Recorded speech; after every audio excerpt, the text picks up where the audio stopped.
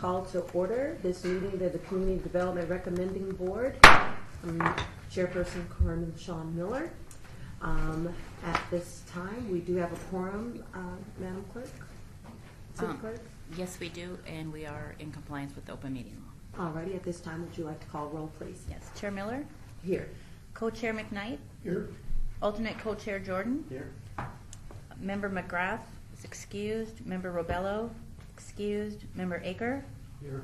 Member Asselin excused. Member McCoy? Here. Member Jimenez? Here.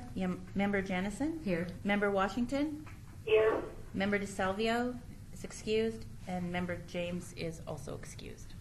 Thank you. Thank you so much. We'll move on to agenda item number 3, public comment. During this portion of the agenda must be limited to the matters of the agenda for action. If you wish to be heard, give your name for the record. The amount of discussion as well as the amount of time any single speaker is allowed may be limited. At this time, do we have public comment? Seeing none, we'll move on to agenda item number 4, report by Angela Washington, Grant Program Coordinator on Housing and Urban Development HUD, federal grants, and scoring of federal funds. Ms. Washington. Thank you. Angela Washington, Office of Community Services, for the record. The City of Las Vegas began its grant application process for all interested applicants on Monday, October 30th, 2017, with the posting of requests for proposal for the Emergency Solutions Grant, ESG, the Housing Opportunities for People with AIDS Grant, POPLA, and the Community Development Block Grant, CDBG. Technical assistance workshops were provided to all interested agencies where various aspects of the grants were discussed, including the 2-year grant period, which is new to the City of Las Vegas this year. All programs have been scheduled for presentation on one of 4 presentation dates, including Wednesday, January 31st, Tuesday, February 13th, Wednesday, February 28th, and today, Thursday, March 8th. 10 minutes have been allotted for each presentation, of which 5 minutes are allotted for organizations to present their programs, and 5 minutes are allotted for the organizations to answer questions of the board. As it relates to the Community Development Block Grants, eligible applicant programs must meet at least one of the 3 HUD CDBG program national objectives. Number 1, benefiting low and moderate income persons. 2, preventing or eliminating slums of life. Or 3, meeting other community development needs having a particular urgency because existing conditions pose a serious and immediate threat to the health or welfare of the community, and other financial resources are not available to meet such needs. Additionally, the City of Las Vegas has identified 4 focus areas that eligible CDBG applicant programs must address. Number 1, youth, promoting education, enrichment opportunities to residents in their formative years. 2, seniors, supporting community programs that support senior citizens, aging in place. HUD defines an elderly person at 62 years of age or older. 3, homeless, supporting program services and community partners to prevent homelessness and provide permanent housing opportunities for the community through intensive case management, vocational training, and or assistance with job placement, providing a service that can be demonstrated as having a substantial positive impact among the homeless population. And 4, special needs populations, supporting programs that focuses on providing services to clientele who are generally presumed by HUD to be principally low to moderate income persons. Thank you. Thank you very much, Ms. Washington. We will move on to agenda item number 5, which states presentations regarding applications for Community Development Block Grant CDBG funds for fiscal year 2018-2019 and 2019 to 2020, submitted by Helping Hands of Vegas Valley Incorporated, Hookers for Jesus, Discovery Children's Museum, Community Counseling Center, Boys Town, Nevada, Help of Southern Nevada Emergency Resource Services, Help of Southern Nevada Shannon West Homeless Youth Center, SWHUIC, Clark County Law Foundation, Grant a Gift Autism Foundation, Foster Kinship, Family and Child Treatment of Southern Nevada Incorporated, Catholic Charities of Southern Nevada, Meals on Wheels, Catholic Charities of Southern Nevada, Moving Homeless Closer to Self-Sufficiency, Family Promise of Las Vegas, Nevada Partnership for Homeless Youth. And those are the presentations we'll see today. At this time, I'll ask members of the board if there is any conflicts of interest that you'd like to voice at this time. Member Jameson. Madam Chair, just for Grant to Gift Autism Foundation, I'm employed by the agency. Thank you very much. Any other members? Seeing none, we're going to start on time, beginning with our first presentation for Helping Hands of Vegas Valley Incorporated Senior Coordinated Transportation Program. Please come forward. Again, you will have 5 minutes to make your presentation and then 5 minutes for members. Please make sure you state your name for the record, and thank you for coming. Thank you for having us. My name is Dana Serrata. I'm the Executive Director of Helping Hands of Vegas Valley. And I'm Marsha Blake. I'm the Executive Director of James C. Strand Helping Hands of North Las Vegas. We come to you today to ask for some assistance in being able to serve the seniors of the city of Las Vegas with transportation that they would not ordinarily have access to keep them aging in place in their own homes. This transportation is serving the whole 600 square miles of our valley, and including the city. And we want to make sure that seniors are able to get to their doctor's appointments, get to the grocery store, and other errands that they might not have access to because they can no longer drive themselves, or they don't have access to adequate public transportation to get them where they need to go, or cannot afford public transportation, taxis, or other transportation options. Our service is free to these seniors. We've been able to, in this past year, garner some funding that allowed us to increase the number of intake coordinators that we have, so we're able to actually add more folks to the roles, take them off of the waiting list. We've actually been able to add another scheduler and dispatcher to our program, and now what we need is we were able to get a brand new vehicle through a grant with the RTC, with the Regional Transportation Commission, and we are looking for funding to assist us in providing a driver for that vehicle, so it's not just a replacement, but actually an additional vehicle, so that we can get more people where they need to go and not have to make them have a 2-week lead time in order to get a ride from us. And so that's what we're here to ask for, and I think the application is pretty explanatory, so if you have any questions, happy to answer them. Thank you so much. Any members have any questions for Helping Hands of Vegas Valley Incorporated? Member Jansen. I was going to see if anybody else had I know, them raise their hand waiting. first.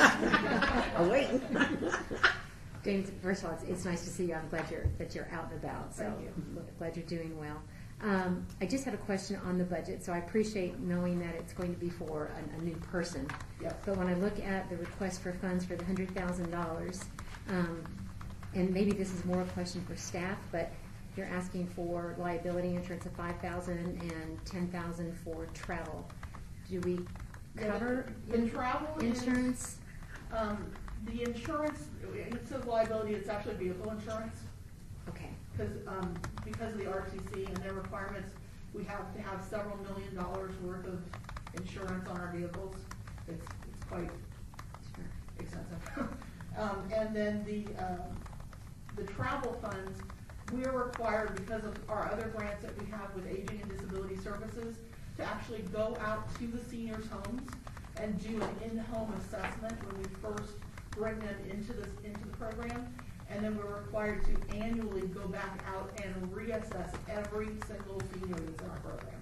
So is the $10,000 for mileage? So it's mileage for those intake coordinators, because going over the 600 square miles of the valley, these would just be going, all over the city, Right. going back and forth and having to do that intake as well as reassessment.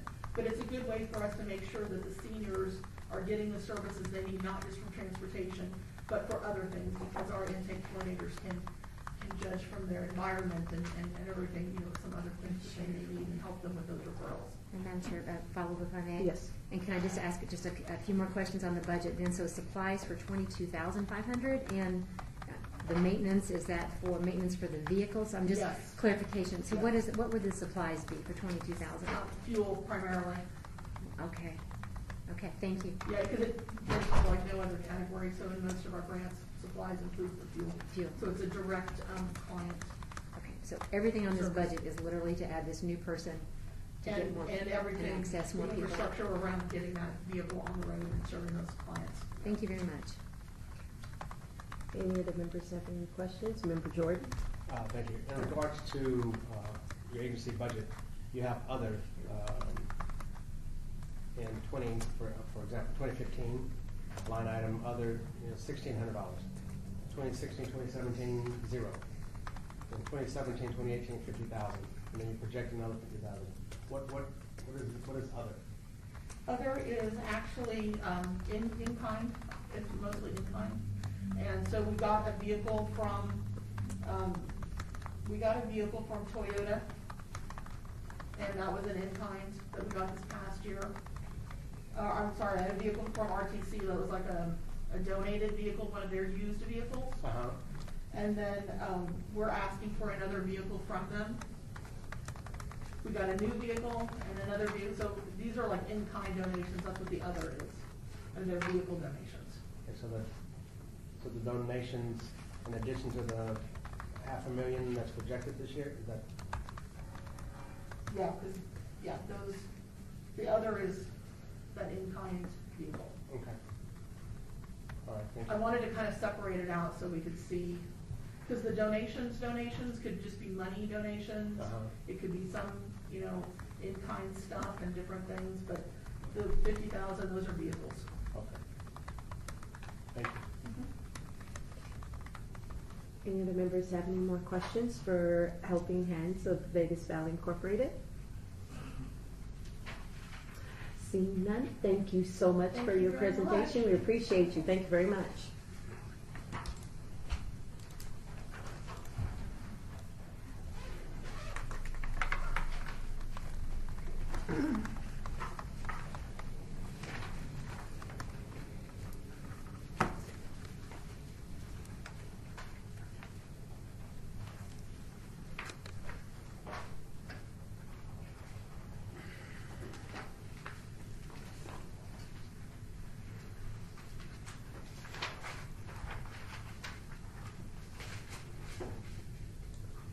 Righty.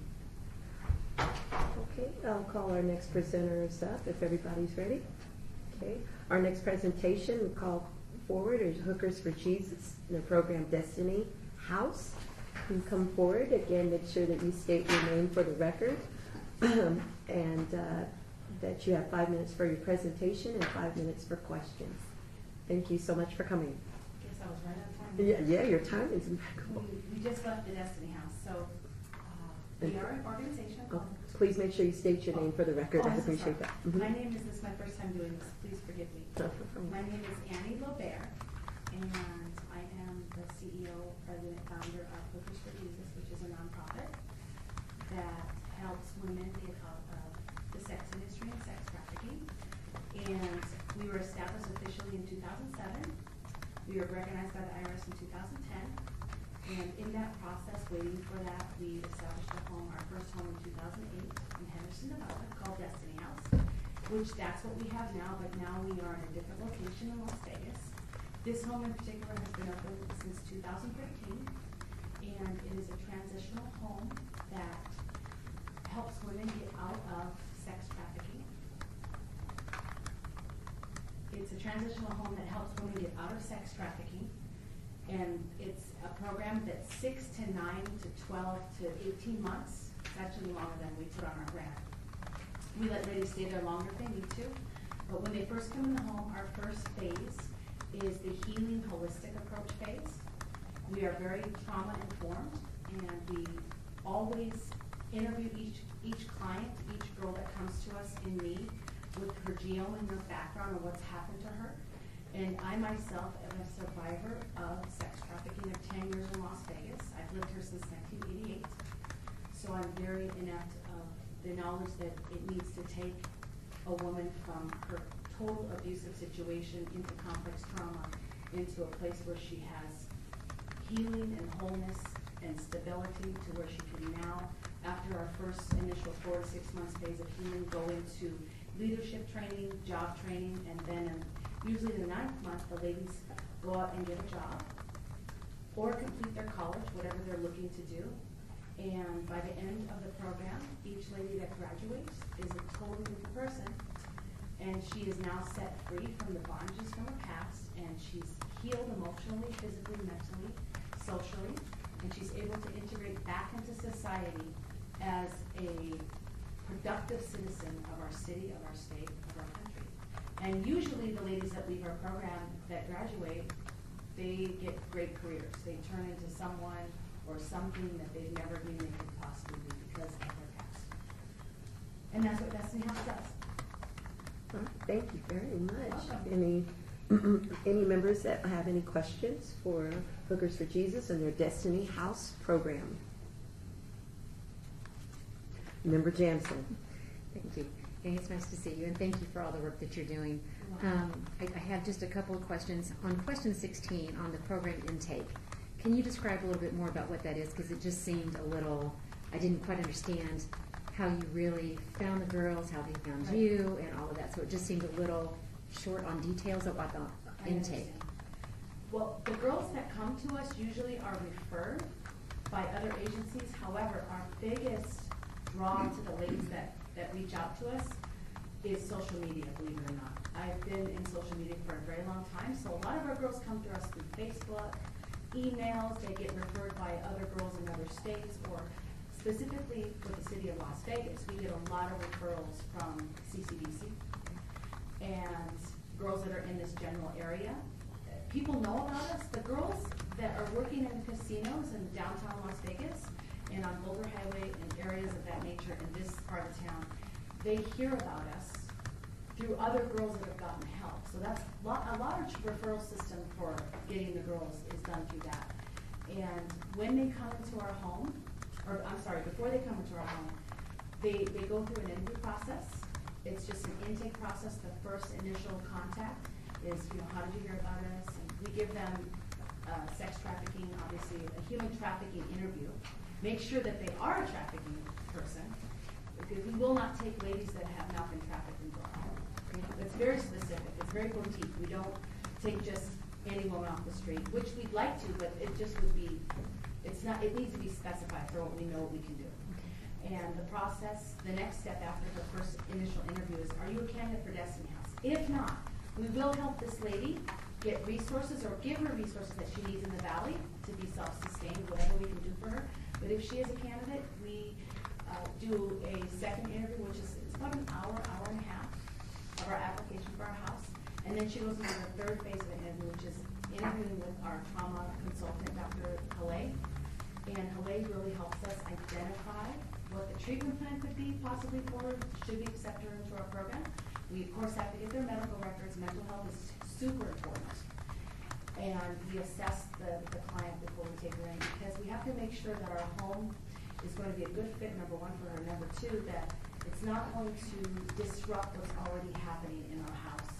Let's say if a patient or a client has schizophrenia, and maybe there's 5 other clients that do not, and this person has a lot of problems with the schizophrenic, modalities that come with some of the trafficking that happens, that we possibly can't take her. So we're very custom. And we always recommend ladies that are into that in a very severe place, they need to get stabilized first. And we recommend that she gets into a stable mental health facility first before she comes into our program. And if she needs to get on meds, we have no problem with that. We will take clients that need meds. And so when she gets accepted, it's usually, if it's fast, we love it if it's 7 days, but it's 7 to 30 days that she has to wait. We have 8 clients waiting right now. I appreciate it. Thank you. Thank you. Any other members have any questions? I have a question, Member Washington. Go ahead, Member Washington. Thank you.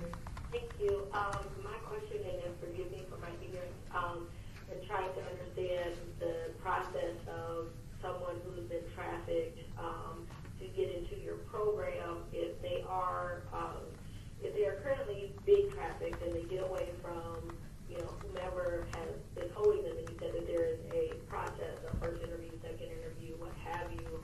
Where are they in this in between?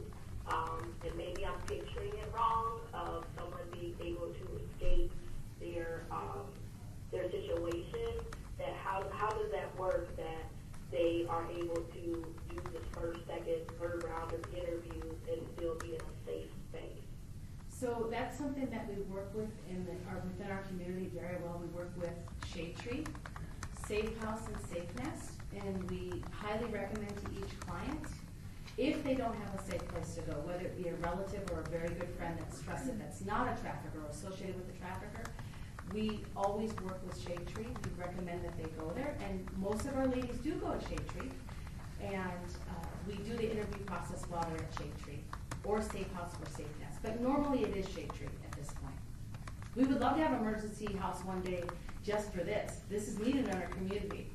It's definitely something that we are lacking in Las Vegas right now. Thank you. Any other members have any further questions for our president, or are we at time?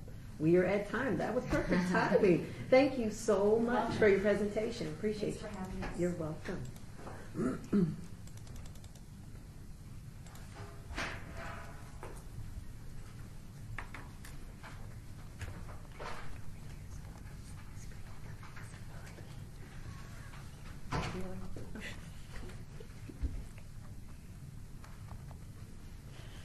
Head of this curve, I'm excited. Okay. You have to understand, I'm excited. Okay, following our agenda, our next presentation, I'd like to invite forward, if members are ready to proceed, okay, is Discovery Children's Museum YouthWorks. Again, please make sure you state your name for the record. You have 5 minutes for your presentation and 5 minutes for questions from board members. Thank you so much.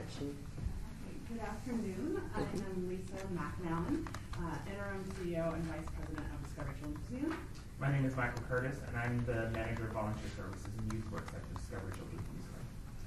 I'm going to start off by just thanking the board for their service. I know that'll be a big commitment, and the agencies in the community really appreciate that. We were very fortunate to receive a CDG grant the previous cycle, and have seen the amazing results that we've had with the youth in that program. I myself was a youth work volunteer back in 1992, a long time ago, and it really helped me gain the confidence I needed to be successful in the workforce and in life. This program is incredibly important to the mission of Discovery Children's Museum. Our programming inside the museum is for ages 0 to 12 mostly. Then at 14, we have the opportunity to introduce a whole new love of lifelong learning to our teen program, which is YouthWorks. And I will let Michael go into the program. Yes, so I work one-on-one with the Youth Works interns as well as the volunteers. The Youth Works internship program and volunteer program is really a work readiness and college preparatory program. So I really try to tailor it to wherever our students need. Some of our students have a lot of help coming when they're talking about going into college and stuff like that through the Garrett programs here in the city, while their students just don't. In particular, we have one student who is a dreamer, and so she doesn't have a lot of access to resources, or she's afraid to ask about resources. So I get to be that bridge between her and other resources here in the city as well as the museum. And what's unique about our program is that it's a paid internship program. So it's unique in that while students are here and they're getting the help, support, and services they need, they also have an income that they can use on their own individual expenses or family incomes as well. I have some students who, unfortunately, their income that they're bringing in the museum is the only stable income that their family has. And so we make sure that we tailor this internship to all of our students' needs, no matter sort of where they fall in that spectrum of support. We're happy to answer your questions. All righty. Any board, thank you so much. Board members, anyone have any questions for Discovery Children's Museum? Go ahead. Member Janison. Thank you, Madam Chair. And I don't know, I don't think I have to declare this, but I just to be safe, I just want, please? You go there? They actually, with the program that we utilize at Grant to Gift Autism Foundation, some of our children are down there and participating in this program, so I just want to just put that on the board. So my only question for you is that with so much need, and I loved reading your application and very descriptive about what you do for those young men, really, and it sounds like it's mostly you, Michael, so I really appreciate all the work that you're doing, but why no waiting list then if there's so much need out there? Because you guys say in your application that there's not a waiting list to get in? Right, so we accept volunteers on a rolling basis, and I always serve as support for all of our volunteers. For our internship program, it's a year-long internship. Application process starts now, and the actual internship goes from June to the end of May of the next year. So that's sort of a set cohort of students. Okay. So there's not really a waiting list process of that. We did have students that weren't selected that didn't meet the requirements, whether it was income or academic, or funding based.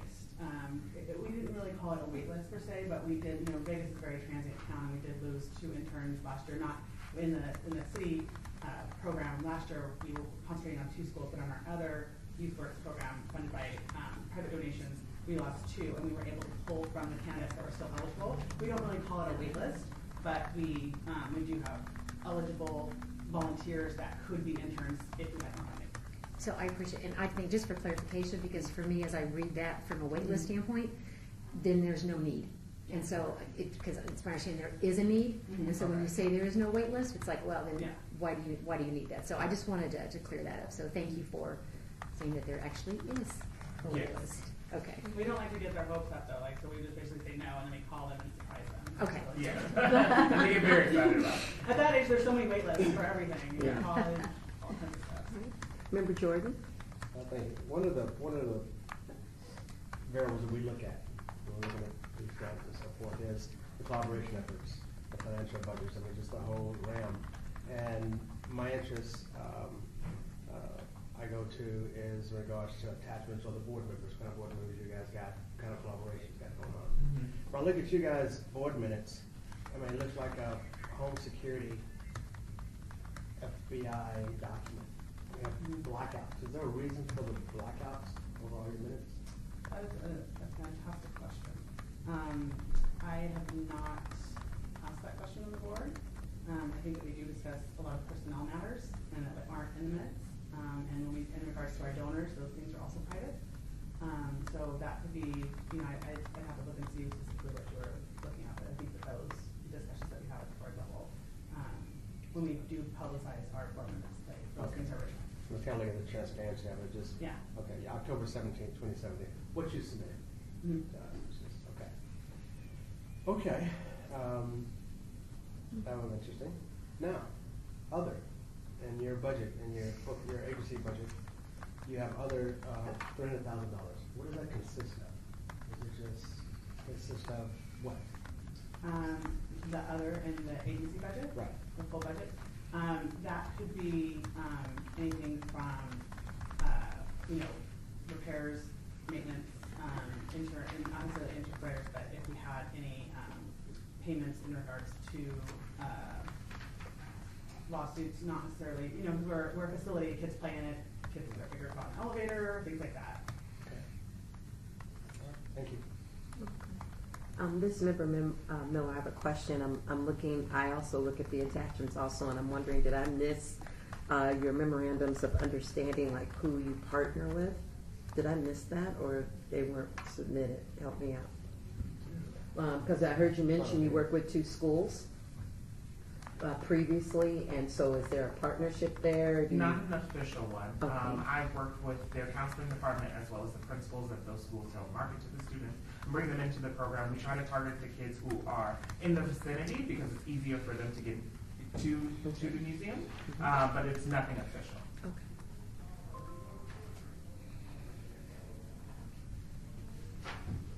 Any of the members have questions for Discovery Children's Museum? Seeing none, thank you very much. Thank you for your presentation. Thank you. You're Appreciate welcome. your support.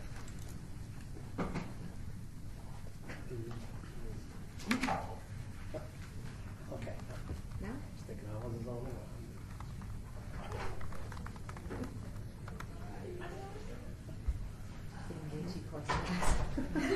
What's the what? You're just sitting way too close to Normally us. we talk quite a bit. Normally we talk quite a bit, so. Learn sign language. Okay. Nothing personal. Yeah, that's personal. Yeah. It is personal. You should have stepped back on that stuff. No, you're fine.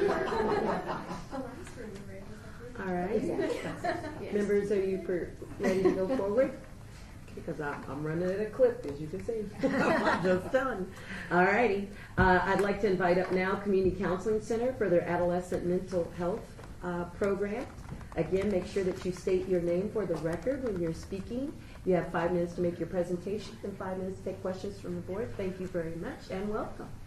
Thank you very much for having us. It's very nice to be back. My name is Patrick Bozard. I'm the Executive Director of the Community Counseling Center.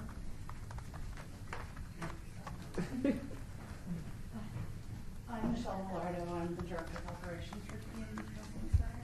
I'm Erin Almada, I'm the Deputy Director of Community Counseling.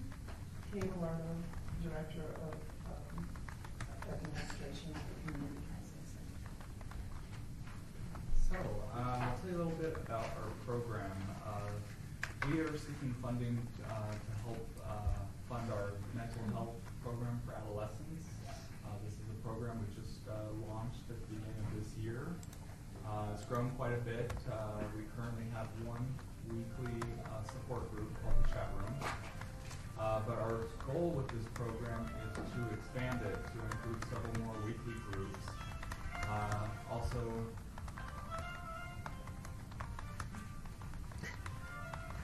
That's Ms. Miller, go ahead. You gotta give him 15 seconds back. I know. Yeah. Let me give us 50 seconds back. And that was not me. Stop. Okay.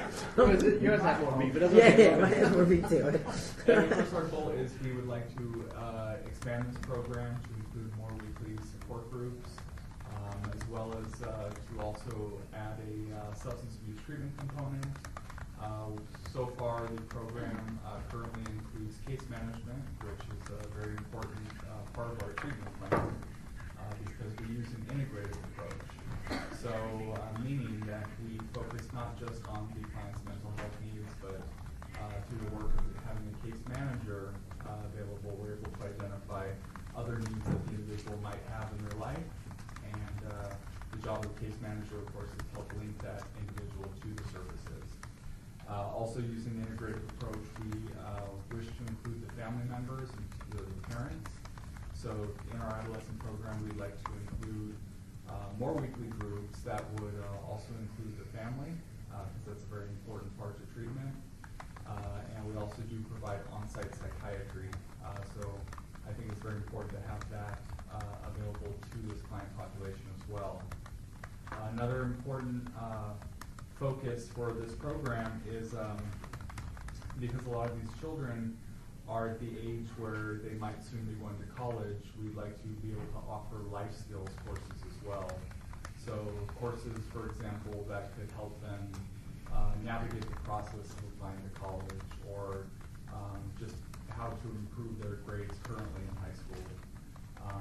Our counselors, as well as case managers, work with these individuals to help them learn healthy coping skills to not only reduce the symptoms of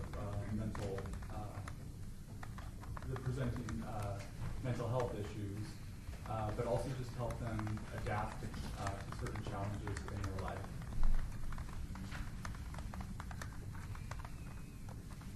All right. I'll open it up the board up for any questions that you have for the Community Counseling Center and their adolescent mental health program. Member Jensen. Thank you for your presentation. I've got the same question that I had for the last group. You guys say that there's no waiting list, but if there's such a need for these children with mental health issues, how can there not be a waiting list? Well, there's not currently a waiting list because we just started our adolescent work at the start of this year.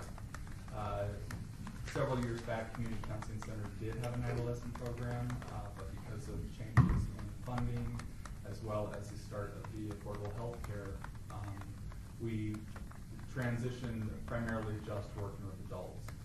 But there is certainly a need in the community, which is why we're starting this program. And in just the short couple months that we've had it, the client referrals have increased significantly. So it's a bit challenging now keeping up with the demand. So I expect that in the very near future there will be a wait list. Also, at the time that this was written, the program had not been launched. Thank you for that, because I was going to say in your application it says, and nor do we see a waiting list starting to occur. So I appreciate that clarification. on that one. So my follow-up question, if I may, Mhm. then what relationship do you all have? Because you say you don't really have any partners, and then you list a couple down there.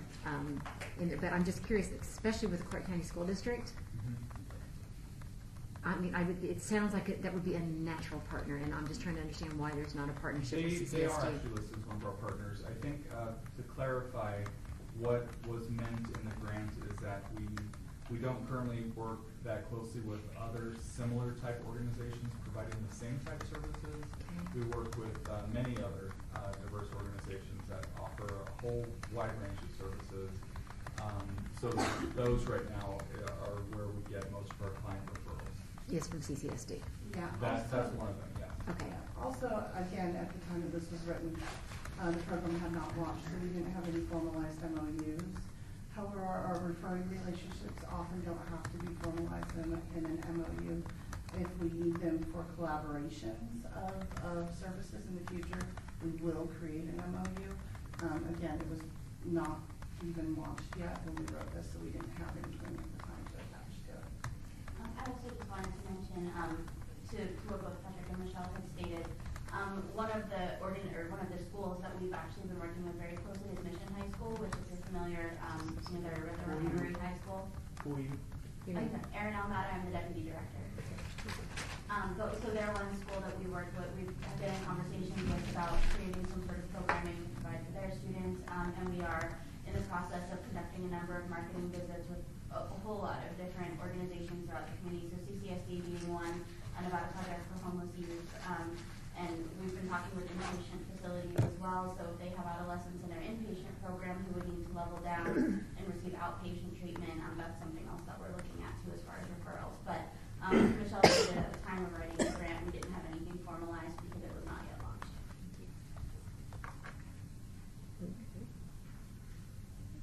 Member Jimenez and then Member Jordan. I think you already answered it, which is signature. So the money that you asked for is to add family support group? So It's to add an FTE for a counselor so that we can add the more groups and individuals as well. what kind of substance abuse component for that Well- person would be? Well, this funding in particular, with the focus to be mental health, our goal is to include more focus in substance use in the near future, but not specific to this money. Member Jordan, sir. Okay, Member Jordan, in regards to the funding itself, you're saying you're targeting mental health now, and then later you're going to be working, your goal is to work with life skills for students going to college or going to taking that next step, or are you in the process of doing that right now? We are currently doing that now. So the program is just 2 months old. We have included a new case manager who is starting a series of parenting classes as well as the life skills classes. So those are all in the process. They're happening as we speak. Were you expecting it to take off like it did? I do believe that the program will grow, yes.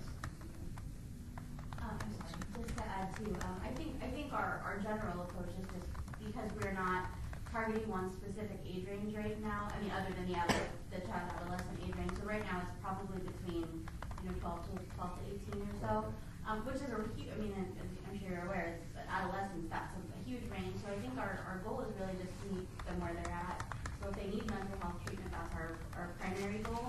But if they have substance issues along the way, we're equipped to treat that. Or if maybe their mental health issues are less severe, but they have a lot of anxiety because they worry they won't be able to apply to school. So it's not so much one isolated service we're looking to provide, but more a complete picture, so that we're looking at their needs and we're able to determine what they best need. Member Miller, I have a question. In your presentation and answering questions, you spoke about the relationship you have with Mission High School, and I know that this is just starting. Is there any projection or plan of collecting the data, not the intimate personal data, but the services that you're providing in order to do some projection, since that is something that's really quite relevant, and with the growing school district and the high schools, how you're going to track that data? Have you stopped and thought about that, or is that part of your projection plan ahead of? We have a robust EHR system for all all of our client records are kept in them. Mhm. And we're able to pull demographic and also projection data out of that at any time. So as soon as we started receiving clients into this program, they immediately were entered into our system. Thank you very much. Okay, any other members have any more questions for our guests? Seeing none, thank you very much for your presentation. We appreciate you. Thank you very much. You're welcome. Thank you. Mhm.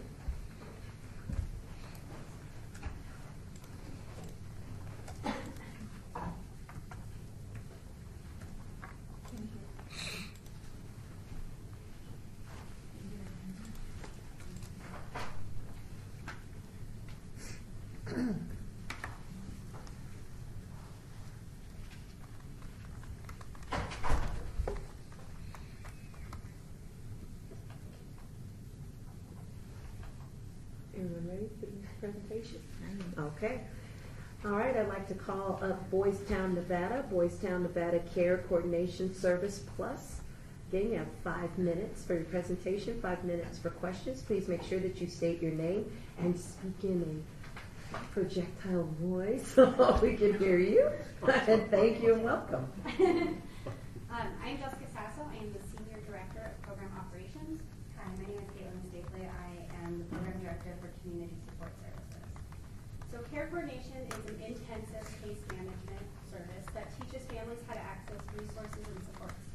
This 6-month program focuses on linking and connecting families to resources that enable them to create a safe, stable environment.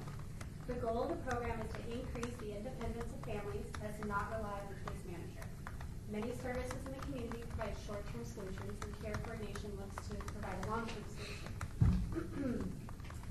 Services focus on linking families not only to housing, but teaching them how to access medical care, mental and behavioral health counseling, nutrition and food support, child care, transportation, and employment support. This grant will allow us to continue our focus on the homeless population and provide intensive case management. Clients that receive services through our case management program will also be offered access to our evidence-based counseling parenting program. CSP really focuses on how to recognize and encourage positive behaviors while decreasing negative behaviors. We recognize with the homeless population, while they're trying to stabilize their family, a lot of times the parenting gets put on the back burner. So the parenting program allows us to give parents really simple tools to use in any type of environment to address the behaviors before they become more intensive. So it is a prevention piece to this program, but it really is those tangible skills that they can use really anywhere they are. We hope to serve about 28 families and 70 children over the course of 1 year with the funds.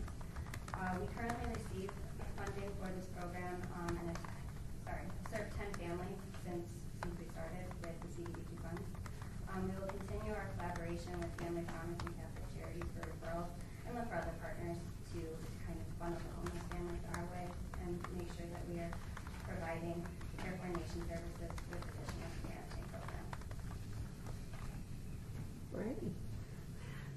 Members, anyone have any questions for Boys Town, Nevada and their Care Coordination Services Plus program?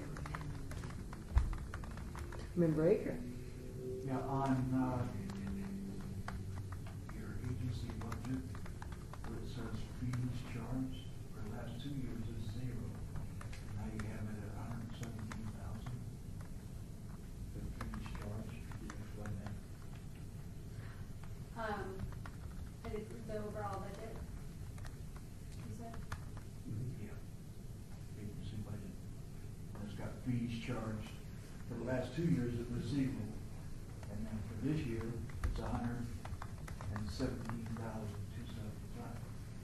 So our finance officer is not here right now.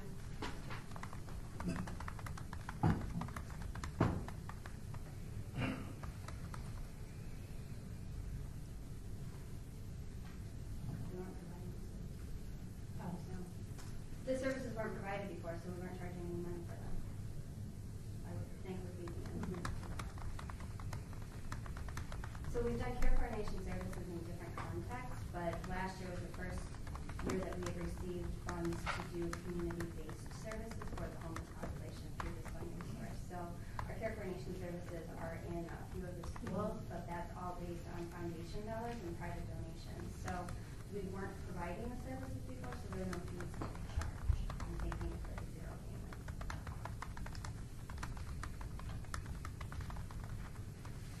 payment. Okay, Member Jennison. If I may just follow up on that then, so what are you charging for?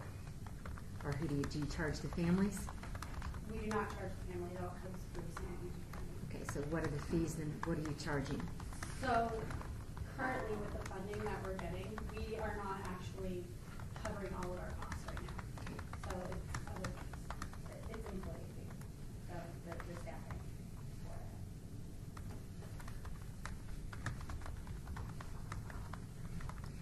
And I apologize, that's just not flowing for me on that, so, and I know that the finance person's not here. Then let me just ask you one about the program budget, because you're asking for $145,000 and $140,000 of it is for salaries. Mm-hmm. So are you adding 2 new people? We are actually adding a new person Okay. from last year.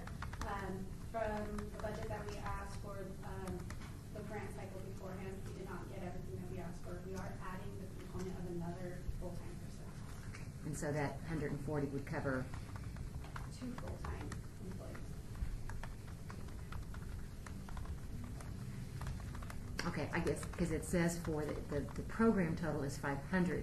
You're just asking 140 from City of Las Vegas.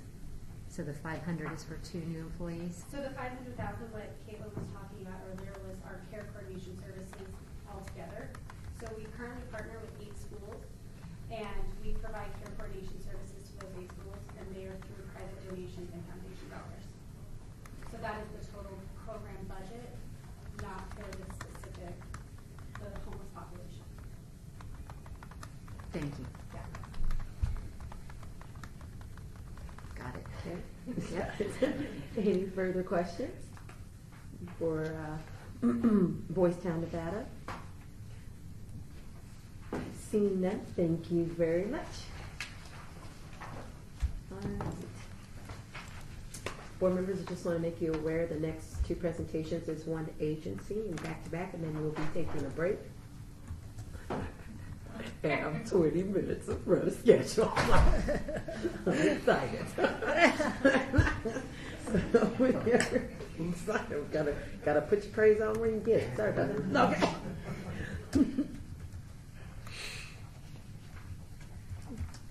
I'm sure everybody is ready to proceed. Ready? Okay. At this time, I'd like to call forward Help of Southern Nevada with their Emergency Resources Services. Thank you. Again, you've probably heard this, but I'll say it again. You have 5 minutes for your presentation, 5 minutes for questions from the board, and please make sure you identify yourself when you speak. Thank you very much, and welcome. Thank you. Congratulations on being on time. Very good. I'm Kamala Riley. I'm the CEO of Help Southern Nevada. And could you remind me which order of presentation? This one, the first one is Emergency Resource Services. All right. With me today is Kelly Robson. She's in charge of social services programs, and Shelley Torres. She's in charge of our finances. And she assures me that we are ready for your budget questions. Our reputation for deceiving us, ladies and gentlemen. So our first request is for emergency resource services. Our ERS program has served the community for coming up on 45 years. We have provided emergency rental assistance, and then of course we moved into rapid rehousing services. We have a long history of being able to provide intensive case management. As we know, that one-time rental assistance isn't as effective without the supportive services and the actual person to kind of, I guess, guide folks through the process of housing and whatnot. So our request is for $70,000 for salaries and fringe and $4,500 in supportive services. This year we are asking for we hope that this position is going to serve a total of 15, which 9 of them will be homeless households in rapid rehousing, and then the 6 households for homeless prevention. We believe that's an easy number to hit. There are currently 182 families on the community queue, and so we don't think we'll have a problem identifying that. With City of Las Vegas funds, we also know that you like it to be City of Las Vegas residents, so we actually, part of the process is to identify those individuals. In previous years, we've been awarded $50,000, and we were able, our goal was to serve 20 households, and we did meet or exceed the goals in previous years. We're very adept at spending your money. We usually don't have to come back to you to give back funds and whatnot. Other accomplishments of the program are an LCSW was hired that will help to expand behavioral health services to additional populations, and then we are a designated assessment site for the coordinated entry for here in town, as well as our ERS manager, the program manager over ERS, is actually a community matcher, so we're very well involved in the community matching of our community. We are happy to answer any questions that you have. Member Jordan, Member Janica. Well, somebody's taking notes. I didn't know that. Glad you came prepared. I actually have no questions at this time. Member Jimenez.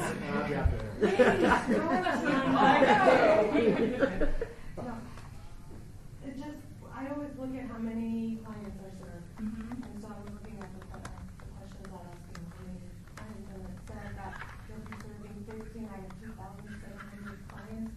So I was like, oh, yeah, it looked like just a little bit of.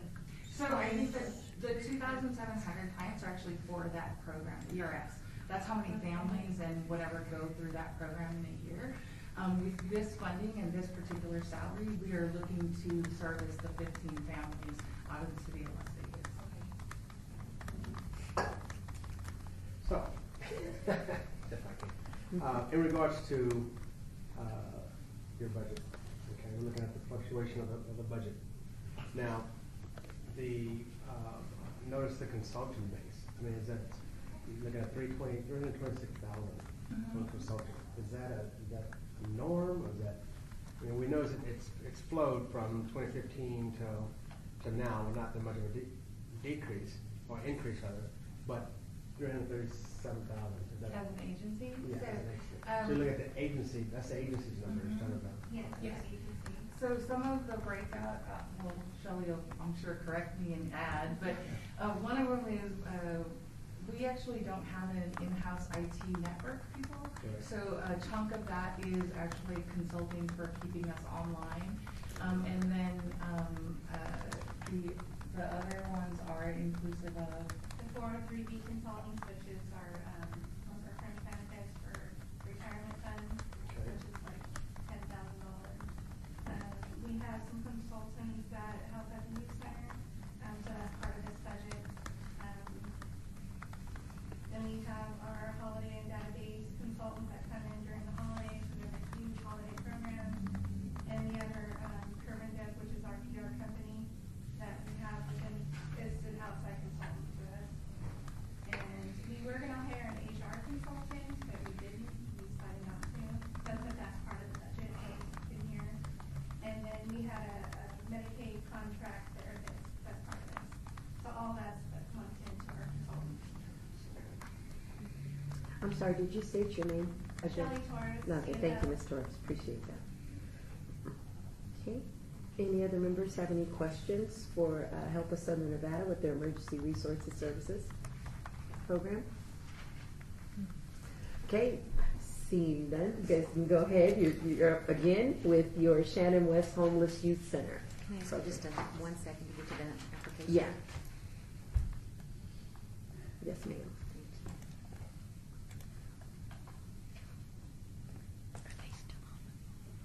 Mm-hmm. Yes. everybody able to get to that application before we go forward? Whenever you're ready, go ahead. Okay. Finola Riley, Health Southern Nevada, Same Castle Crew, Shelley Torres, the CFO of Health Southern Nevada, and Kelly Robson, our social services officer. So Shannon West, we're really proud of this. It's one of our newest newest facilities here in town, and we are asking for $80,000 of salary and fringe, and then $3,000 for supported services, and $11,800 for utilities. We have at capacity 166 beds, but we were only going to open it in stages, and so we're ahead of schedule. We have 80 beds operational. We have 72 youth in-house last night, and most of them are engaging in case planning, intensive case planning, substance abuse treatment, mental health, education, all of that. For us, our proposal will provide shelter services to 88 City of Las Vegas homeless youth and young adults. Right now, there are 96 young adults, 18 to 24, or 16 to 24, that are in the community queue. So there is plenty of need here in town for this population. In the previous year, we were awarded $50,000. Our goal was to serve 100 youth. We surpassed that and served 126. Some of our accomplishments for Shannon West is the education coordinators. So everyone has an intensive case manager, but we've managed to carve out a separate position that they take on the education for all the youth in-house. Volunteer coordinator, because we need more than we can afford to employ to help us run programs and provide life skills developments.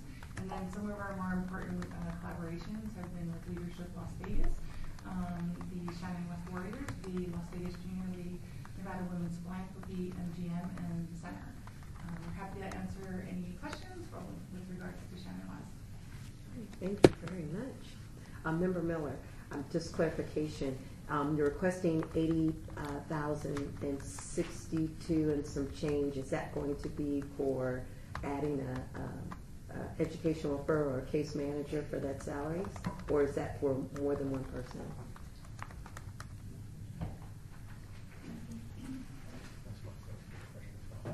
It's more than one individual. We don't have a lot of people that make that salary, so it's more than one individual. Yeah, it's definitely more than one. Yeah. So that'd be a case manager, a therapist, program coordinator. Residential monitors. Thank you. Member Jansen, may I follow up on that question? Yes, Member Jansen, and then Member Jordan. My apologies. So on the program budget, because out of the request for funds for this money, it's $65,000 for salaries, and then $11,000 for rent. So if I'm looking at that, so your total budget for Shannon West for a year is $967,000. So that's how I'm reading this correctly. Did we put 964? I actually, that's the program for 967. Right. So for Shannon West, it's For this program, but not Shannon West as a whole. That's what you're asking. I'm sorry, Kelly Robson. So then that is a clarification, because what I'm hearing is that the request for funds is to support the efforts at Shannon West. So I'm reading this then as $967,000. Can you then explain, or is this a separate program that's costing $967,000 within Shannon West? No, this is just for salaries, the 967,000. If you go further down, it's 1.5 million. Right. In my part, correct. Okay. So then is the $967,000 for salaries for just the program, or for Shannon West as a whole? Shannon It is. West as a whole. And so, okay. And so then what you're writing for is the program, are you tracking with me? Is the program then just to support a person at Shannon West? Not just one person, more than one person. It's percentages of Yeah. our staff. We don't usually write just for one position. It would support a percentage of like the residential monitors, the case managers. It's not one separate position that we wrote for.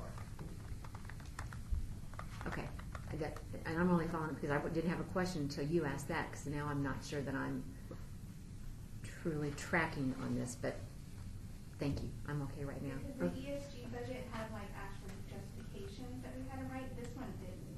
So this one would be for case management and residential monitors. Member Jordan?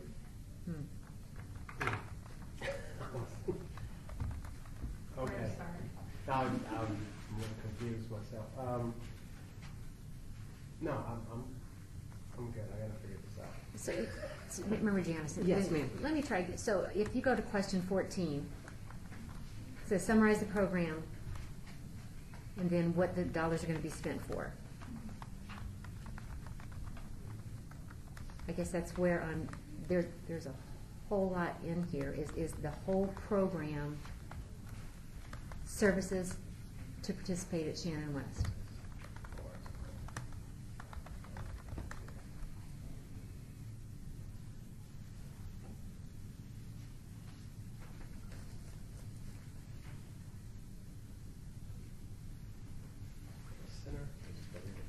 Right, and that's where I think we're just confused, because I'm hearing, so you've got help, and you got Shannon West, and so this one's for Shannon West, and then, but then the program is Shannon West the program.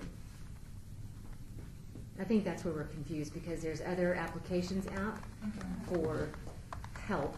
Yes, Shannon West Homeless Youth Center is the actual program. Is the program. Yes. And so under 14, those are all the things like with these dollars. Yes. You're going to be able to do all of that for the young people that are coming in. Yes. Thank you. Sorry. Good. Yeah. No, that's good. Because I wanted it to be clear, because Absolutely.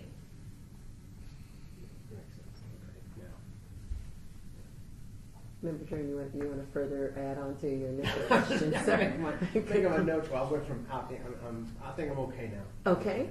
All righty. Does any other members have any questions for Help with Southern Nevada or Shannon West Homeless Youth Center? Seeing none, thank you very much. Totally for confused your everybody. question.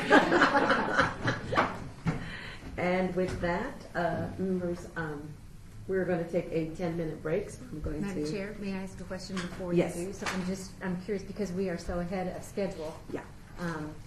The next one's not supposed to come in until 2:30. That's right. So it's 20. So Yeah, we have to wait for the applicant. Okay, Unless so the that'll applicant's be here. a 20-minute break. I just wanted to be. Either that, unless the applicant's here. Unless the applicant's here? Okay. So they show we did pull them in. Huh? They're the ones out.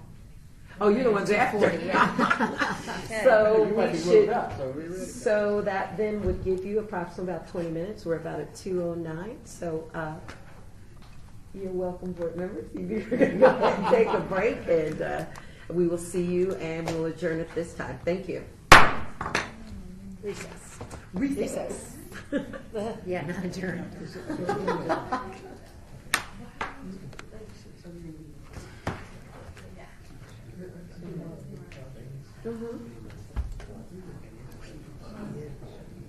Yes. Correct, so they're trying to hire that person to go into Shannon West to provide those services for those specific children. And that's why I think it's necessary, because they've got their, that's what I'm saying, so that's all, yeah.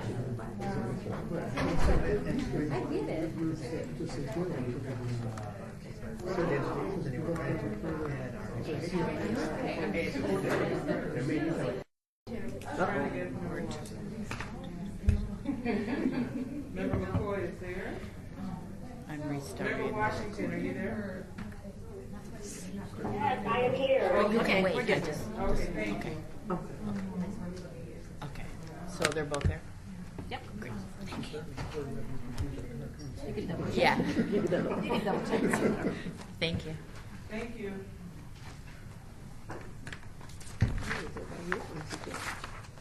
Yeah, the two on the phone. Okay. All right. Okay, with that, I'm going to, at 2:29, call our meeting of the Community Development Recommending Board back to order from our break. You are welcome. At this time, if our guests are here, I'd like to invite up to begin their presentation, Clark County Law Foundation Teen Court Trial by Peers. Thank you very much for coming. You have 5 minutes to make your presentation and 5 minutes for questions from board members. Please make sure you state your name for the record, and welcome. Well, thank you for having us here. My name is Patrick. I'm the Clark County Law Foundation director, and I brought in some of our teams so you guys can see what we do. You guys all know the Trial by Peers Teen Court. We're an all-years program where kids are sentenced, tried, and represented by the teams. I know we only got 5 minutes, so I'm going to start with our Trial by Peers peer counselors, and I'll let them speak for what we do. Good afternoon, committee members. My name is Matteo Bortelli. I'm a sophomore here at Vegas Valley. I became a peer counselor in 2016. I went through a 9-week training program over the summer, and through that we learned a myriad of devices in actual team court, witnesses, evidence rules, and all elements of a team court. Hello everyone, my name is Timothy Rello. I'm 17 years old and I'm a senior at Mental High School. I first graduated the summer course in the summer of 2015.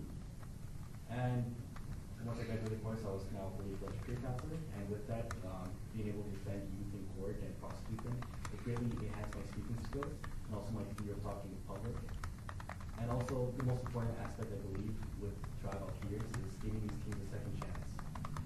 And for something stupid that they do, and basically not making that stupid thing end upon it. Good evening, my name is Jakai Hood. I am a sophomore at Delta Academy. Trial by Peers is a very meaningful program in our community. It helps a lot of troubled teens, and it actually has helped me. I was down and out one time, and Trial by Peers really helped me rehabilitate what I had to do. And it is a very helping program because it helps teens in our community get back on the track. It is to rehabilitate, not to punish, and giving the community service hours and them being in court and seeing what we do helps a lot. Thank you. Okay, I'm sorry. Could you state your name again for the Jakai Hood. Jakai Hood. Oh, thank you. Thank you. Hello, Go my ahead. name is Renee, and I am here from Philippines City Middle School. And Trial by Peers is a wonderful program, and I have been mentored by senior attorneys and my sister Jakai, who has been here for a while. And Trial by Peers has taught me what I can do in the future by doing law stuff, and it has taught me to keep going and keep working hard. So, my name is Alexis Brown. I am a native to the city of Las Vegas, and I was recruited at 13 in 1993 to be a peer counselor like these kids were. I went to Burnley Middle School at the time, and now, this foundation, what they do, all these kids, they teach them to respect each other no matter what's going on. And the program didn't know it at the time that I didn't have it easy at home. We didn't have a lot, and if I didn't have this program, I wouldn't be proud enough to be able to say that I have now been practicing as an attorney for 7 years. I have my own solo practice, and as part of my solo practice, volunteerism, pro bono, giving back to the community is a huge part of it. And had I not had this program, I can tell you I would not be standing here in front of you today. And so the money that we ask for from you guys doesn't only, it helps these defendant participants, it helps kids like these peer counselors and Native kids like me to continue giving back to our community. So we ask again, we ask for I think $70,000, and that would go a long way over the next 2 years to continue doing all of this in our community. So thank you guys so much for your time. We appreciate it. We're requesting $35,000 times 2 for 2 years is $70,000. Just in case. But you can see that we have somebody exiting the program, and then we have somebody just starting the program, and then we actually have somebody actually went to law school and completed it. And helps the community tremendously, giving the individuals a second chance, and that's all we're about. and then also to get them out of the juvenile justice system where they get it. Happens, we all know that once they're in there, something can escalate. It could be a little bit more difficult for them to get out. And this is a program where they have an opportunity to still be held accountable for their actions, and but also to get that ticket deleted from their record. And I just have to, by the way, we sprung this on these kids today. Yeah. For the record, so. Yeah, we were supposed to have That's what this Officer. program Quite does. impressive. We were supposed to have Officer Woolley to help us present today, Yeah. and he was in that training, so he couldn't get out. And at 12:30, we called some of our teams, and this is They come and support us all they the come time. and support us for their Well done. commitment to the Thank you. Yeah, we have grandma and dad that came in. Thank you. Board members, do you have any questions for the Clark County Law Foundation, their teen courts trial by peers? Member Janison. First of all, wonderful job. Congratulations, and thank you so much for, especially just today. It sounds like you've been practicing for a long time, so very well done, and thank you for what you're doing. I do have a question on the your agency budget, and I'm actually channeling one of our other committee members who's not here right now, who has asked this question. When you look at the projected budget for 3-year history, there's very little fluctuation, and so it's Yeah, we really manage our budget. We have not, it's pretty much 2.5 employee foundation. We do not go above or we do not go below. In fact, I hate to say this, but I haven't had a raise in 40 years. Just recently, I just got one. So we manage and we maintain our budget to the T.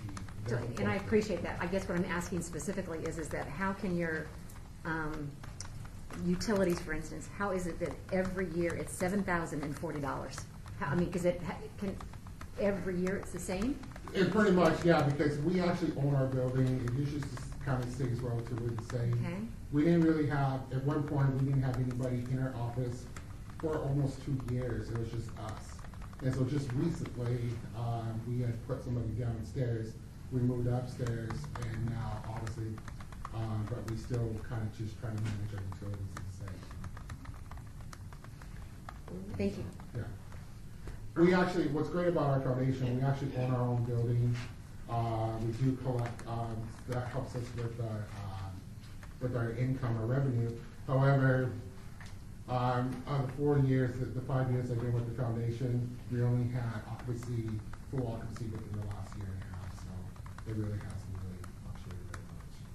Okay. So, and we were very tight budgeted for the last couple of years. Yes, Member Miller, I have a question, because there's such a significant restorative justice piece to your programming.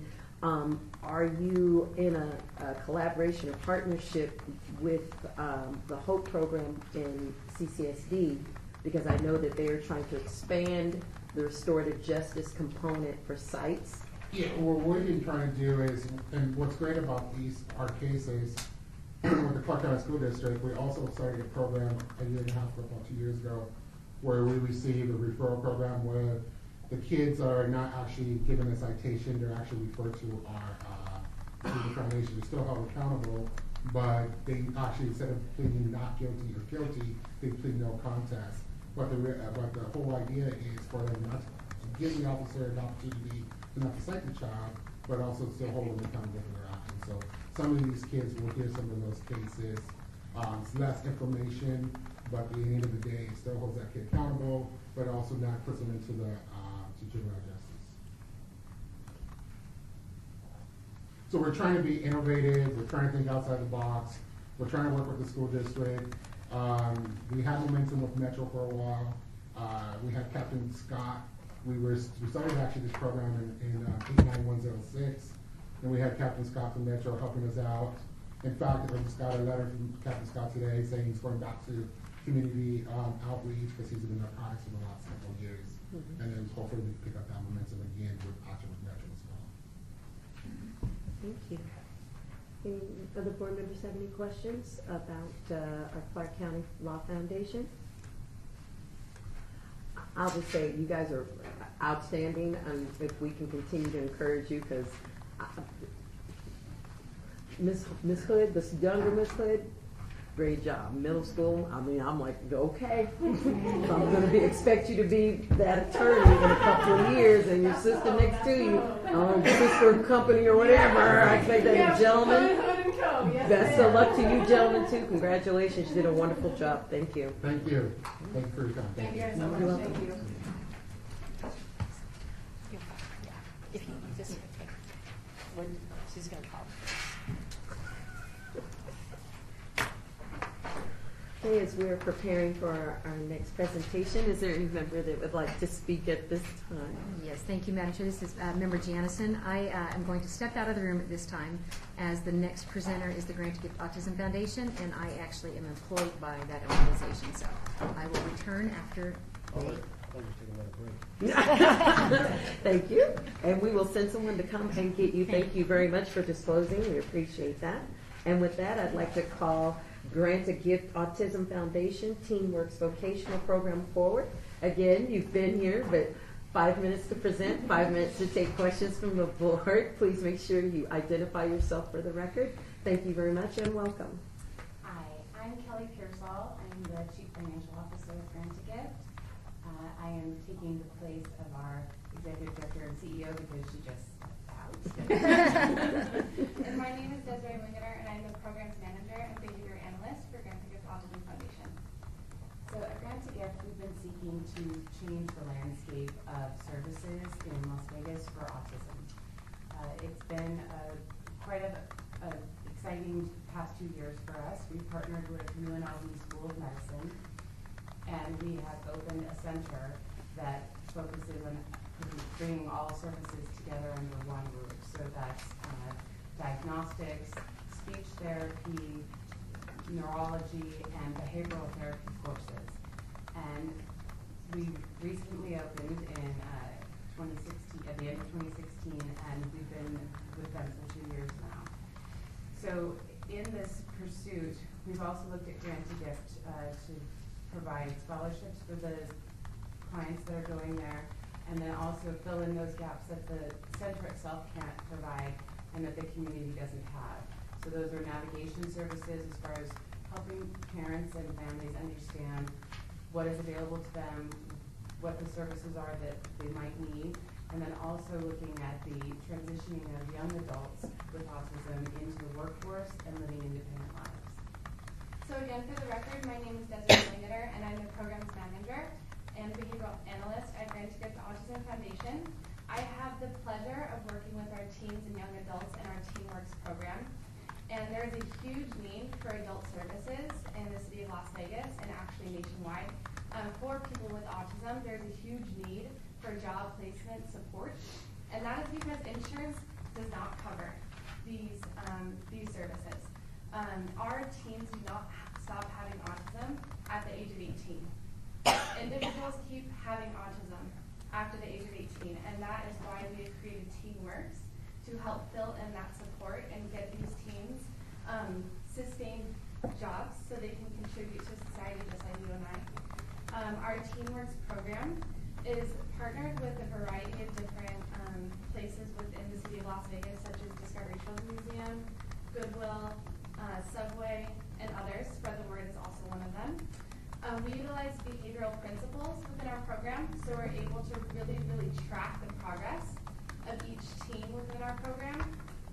We are able to understand what their placement should be and what the progress of that team should be, whether it is a new placement because they have mastered the skills at that job site, an internship, or actually paid employment. So we are really aiming to create an inclusive workforce for the city of Las Vegas with the scholarship dollars that we are asking for today. If there's anything else Kelly wants to add, if not, then we'll open up for questions. I'm ready for questions. All righty, thank you very much. Board members, do you have any questions of Grant a Gift Autism Foundation, their TeamWorks vocational program?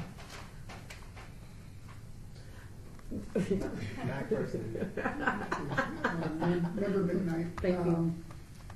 Is this the first time you've approached the city of Las Vegas? It is, yes. We actually have never taken any grants. We've done everything through private donations. and events, donations to our events. So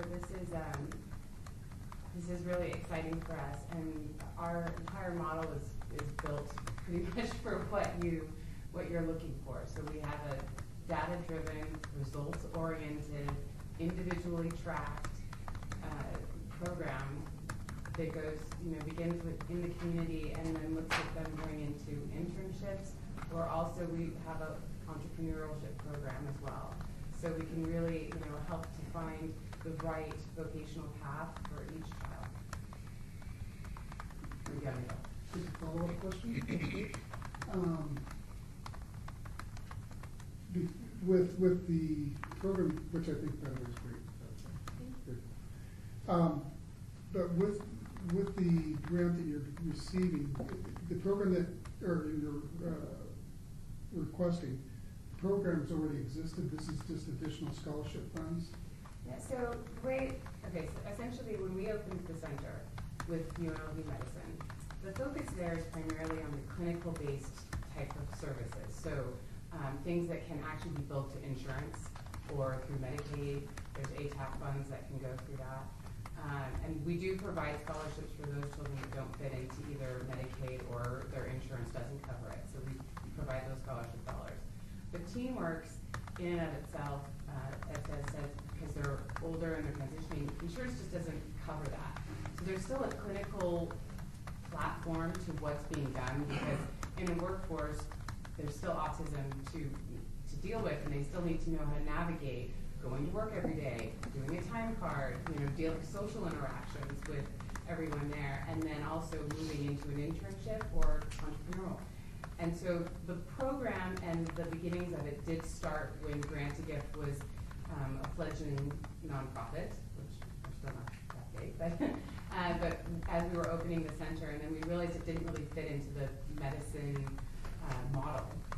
But it was something that was still very much needed. And our mission is really to be that support system for the families, because that's what you need, is to learn how to navigate, to understand what's out there, and also to try to have the best quality of life and the most independence for your child as they grow up. So it is a program that was there, but it's now getting bigger. Member Jordan? Okay, and all this is done in one facility? One building. One building. Yes, and we also have our community partnered sites, which is where our teams and young adults actually go out into the workforce under the supervision of a job coach. So like I said, we're partnered with Subway, Winchell's, Discovery Children's Museum, Goodwill, Spread the Word, and more as we develop this year. What's the age? It ranges from 16 to 22 at this time.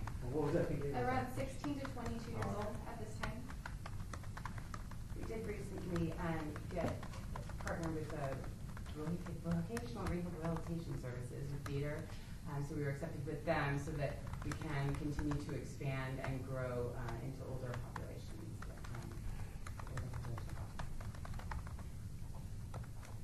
Okay. Any other board members have any questions for Grant-A-Gift Autism Foundation?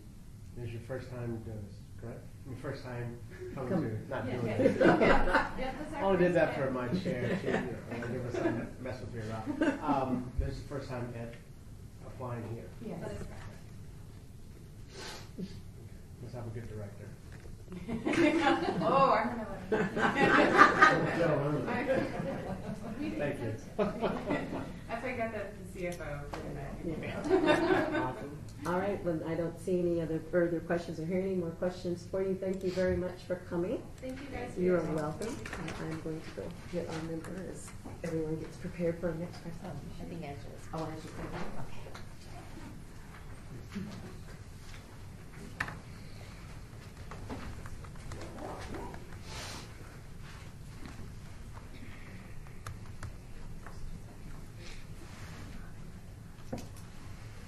All right.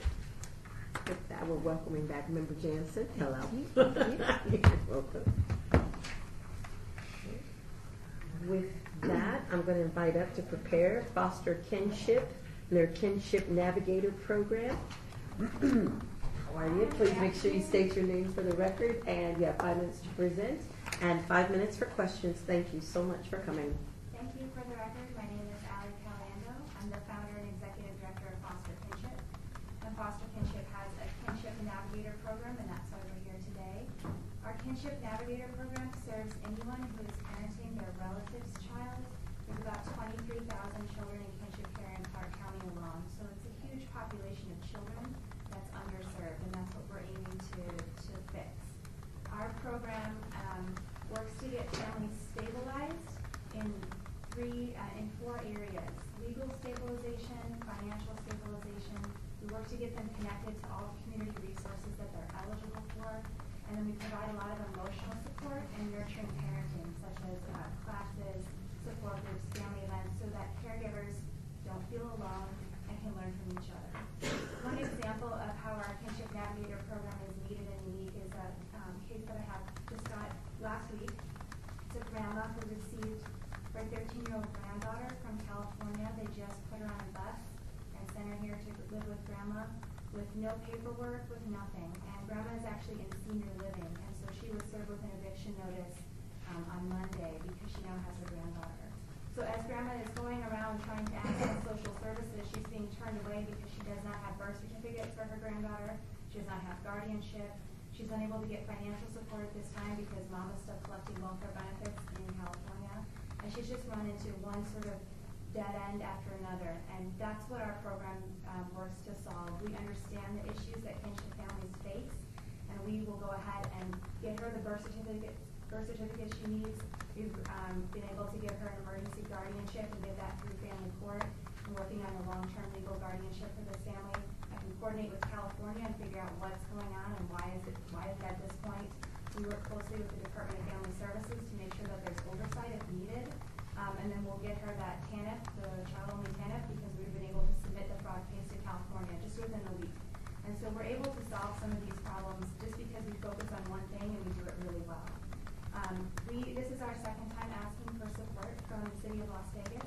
Last year was our first time, and we sort of piloted it. We didn't know how it would go and what that would look like. We asked for $10,000 last year, and we said we would be able to serve 100 families. And in July through November, we enrolled 144 families from the city of Las Vegas, and we discharged 107. So in 5 months, we met our goal and we spent our money. So the request that we made for this coming year and the following year, just is based on now we know how many families qualify, and we want to be able to serve them all year, and not just for 5 months. And just in general, our goals, as far as our case management goals and our Navigator program, last year 90% of our case management families met their financial goal, 86% met their legal goal. And the reasons why families don't meet financial or legal goals are usually because either kids are reunified or the family refuses to cooperate. They don't want to work with child support enforcement without requirement, so sometimes there's that issue. But 99% of our families meet their emotional support goal and their community connection goal. And so we're really proud of our model, and we're very thankful for the opportunity to share today. Thank you so much. Board members have any questions for Foster Kinship? I do. Yes, Member Jansen. Thank you very much. So can you just describe or explain a little bit more what you just said about, so if you've got these families in and you only have enough money to serve them for 5 months, and so do you just cut off services to them then, or tell me? No, not at all. So families on average take about 3 months for us to case manage them to the stability and have them meet their goals. Okay. And then at that time, they're welcome to come anytime to our Kinship Resource Center, support groups, online support groups, parenting class. They're always our family and they're always welcome. But there's a time limited, where you need that intense case management to get your financial and legal goals met. And we do not have a wait list, and we do not turn families away. So we're obviously still serving families to this day. We work really hard to get as much diverse funding as possible so that we never have to cut a family off or waitlist them or not serve them. Our passion is to serve them right there where they are and make sure that their needs are met. So we will always do that. So how are you tracking then the success of the families? Are you tracking it with data Yes. to say what happens to those families? Yes, we have a database that is proprietary to us. We track Not only a pre and post test, we use the family resource scale to make sure we're tracking outcomes. But we track on all those areas I mentioned. So at the beginning of a case, they have a legal goal, and we track that that's met or not met, and how their financial goal, their community connection goal, and their emotional support goal. So we track those 4 areas, and that's where I get the percentage of outcomes. And then we also use the family resource scale to make sure that we're moving the dial in all the areas that are necessary.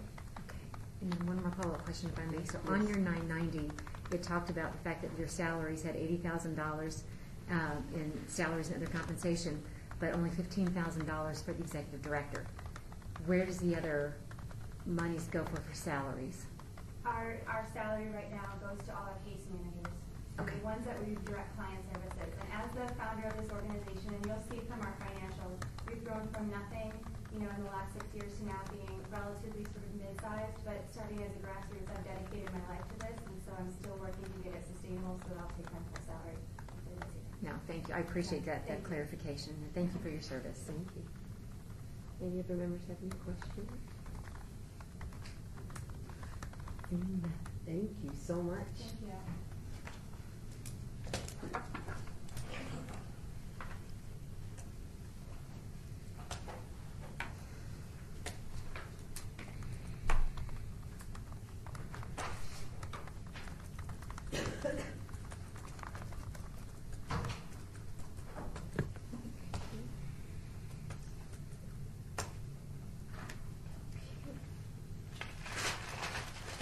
Everybody ready to go forward, members?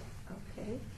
At this time, I'd like to call Family and Child Treatment of Southern Nevada Incorporated, their domestic violence intervention program. Please make sure you identify yourself when you speak for the record. You have 5 minutes for your presentation and 5 minutes for questions. Thank you. I'm Heather Campa. I'm the Executive Director of FACT. I'm Carissa Gar. I'm the therapist that provides the services for the domestic program. Can you start? I will start. So, I'm getting a fourth time. I wanted to give an update over our program for 2017. We provided 87 groups in 2017 with an average number of 9 women per group. I do the groups twice a week, so it's 18 women per week that I see. There were 243 new women that came through our groups that we hold at Shade Tree in 2017. Obviously, they don't all stay, unfortunately. It is a short-term shelter right now, too, so that influences that. The domestic violence group provides great services for the women there. A lot of them have told me that it is the first chance that they've had to share their experience and do so in a safe place where they can get some empathy and some understanding, where they can learn about boundaries and the process of abuse, the cycle of abuse, the different kinds of abuse. I've had more women than I can count tell me I didn't realize how badly I was being abused. I thought it was just the hitting. And so when we expound that for them, it's very healing and also very helpful as they protect themselves moving forward. Our grant is also asking for us to be able to expand this program to also serve the children who are secondary victims of abuse, who are also at the shelter right now. And I've compiled some stats over the last year because I started to notice that of women I was seeing, many of them were mentioning also childhood trauma. So to give a point of reference, the CDC says that almost 1% of children experience some form of abuse. Of those who are abused, 18% are physically abused, 9% are sexually abused, 11% are abused in other ways, emotionally, etc., and 78% experience neglect. Nationally, 1 in 5 girls have experienced sexual abuse in their lifetime. Of the women that I saw that were new last year, of those 243, 160 of them, which is over half of them, said that they had experienced abuse as a child. 44% of those who were abused as children were sexually abused, which is significantly higher than the national average, as is the physical stats, which is 36%, 50% emotionally abused. In my group, almost 1 in 3 women have been sexually abused, which is again higher than the national average. Because of this overrepresentation of child abuse in the domestic violence population, I feel like it is crucial that we start intervening with these children now. Because if we do not heal the trauma and start working with them with the trauma now, they are at greater risk for further trauma as an adult. I think it's important to note also, and it's something that Carissa brought up to me, and she's the clinician, obviously on more of the admin side.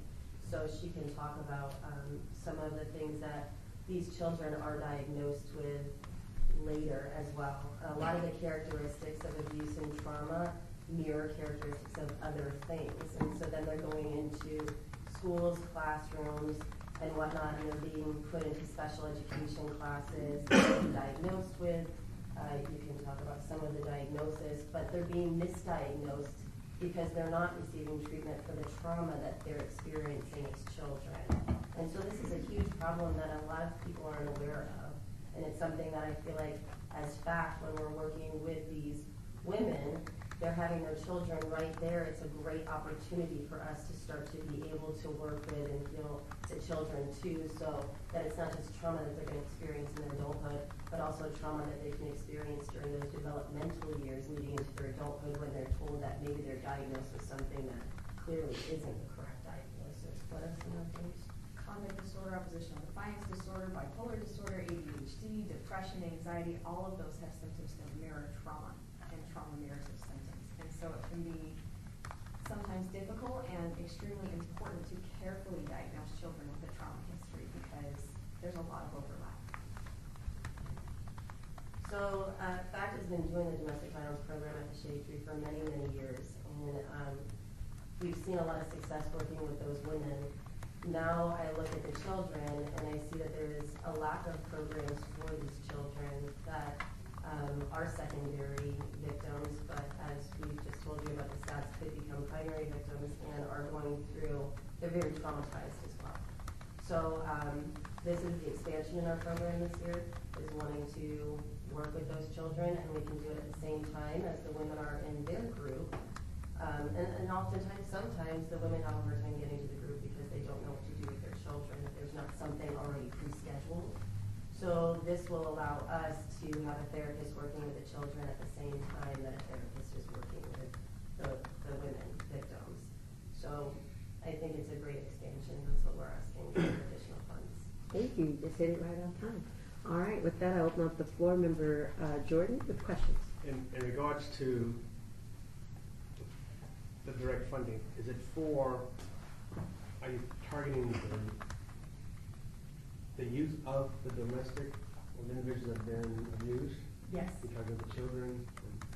Yep, the children of the women that are attending our groups. Of course, if there are women in the shelter that are in need of trauma-based therapy as well, we wouldn't close the group down. But domestic violence children are obviously dealing with something completely different than some of the others.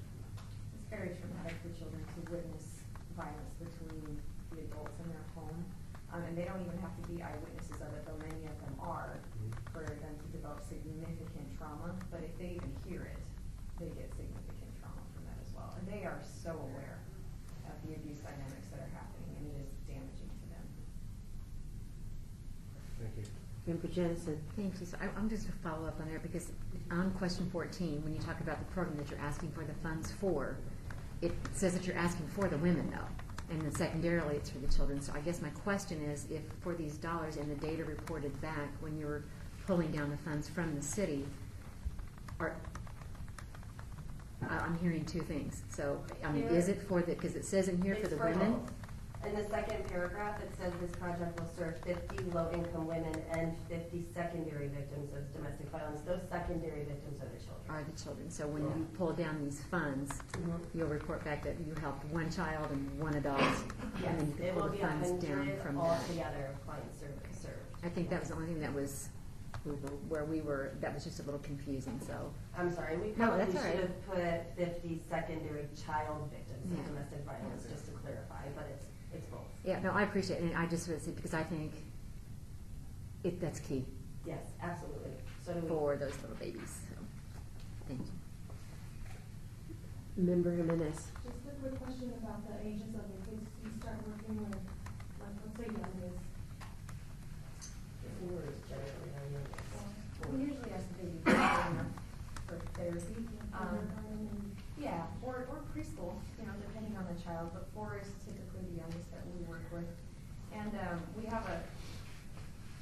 we would structure the group based on the current need as well. So obviously, we wouldn't have a group with a 4-year-old and a 14-year-old, because that would be a waste of both those kids' time. So we would structure the groups based on the need. And like I said, I already go down there twice a week, so we could do a younger group and an older group easily, just kind of structure it right in there. Member Miller, so the request that you're asking for is that, I know it says 47.5 at the 50,000, if I read that properly.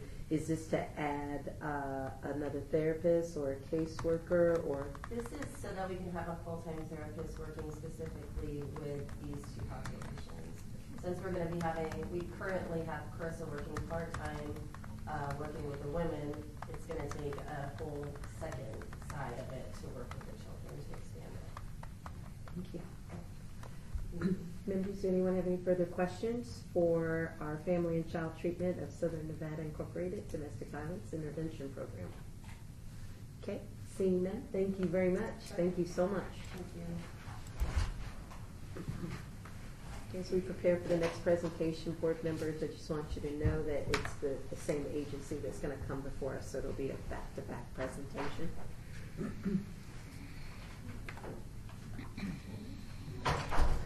Is everybody ready to go, or you need another couple of seconds? All right, everybody good? Okay, so I have to call Catholic Charities of Southern Nevada. And the first presentation will be Meals on Wheels. Good Thank you. afternoon. Thank you for this opportunity. My name is Mike Schmidt. I'm the Vice President of Food and Nutrition Services for Catholic Charities of Southern Nevada. I oversee the Meals on Wheels program. We are requesting this grant to assist in the delivery of the Meals on Wheels program to seniors within the city of Las Vegas. Briefly, the requirements for getting into this program are relatively simple. You have to be 60 years of age, and you also have to be homebound and non-ambulatory, and that's about it. Within the city, you should have an addendum, a file, that we plotted out all the clients within the parameters of the city of Las Vegas. Each of these markers represent one address in which we deliver to. There are multiple addresses where we have multiple clients at.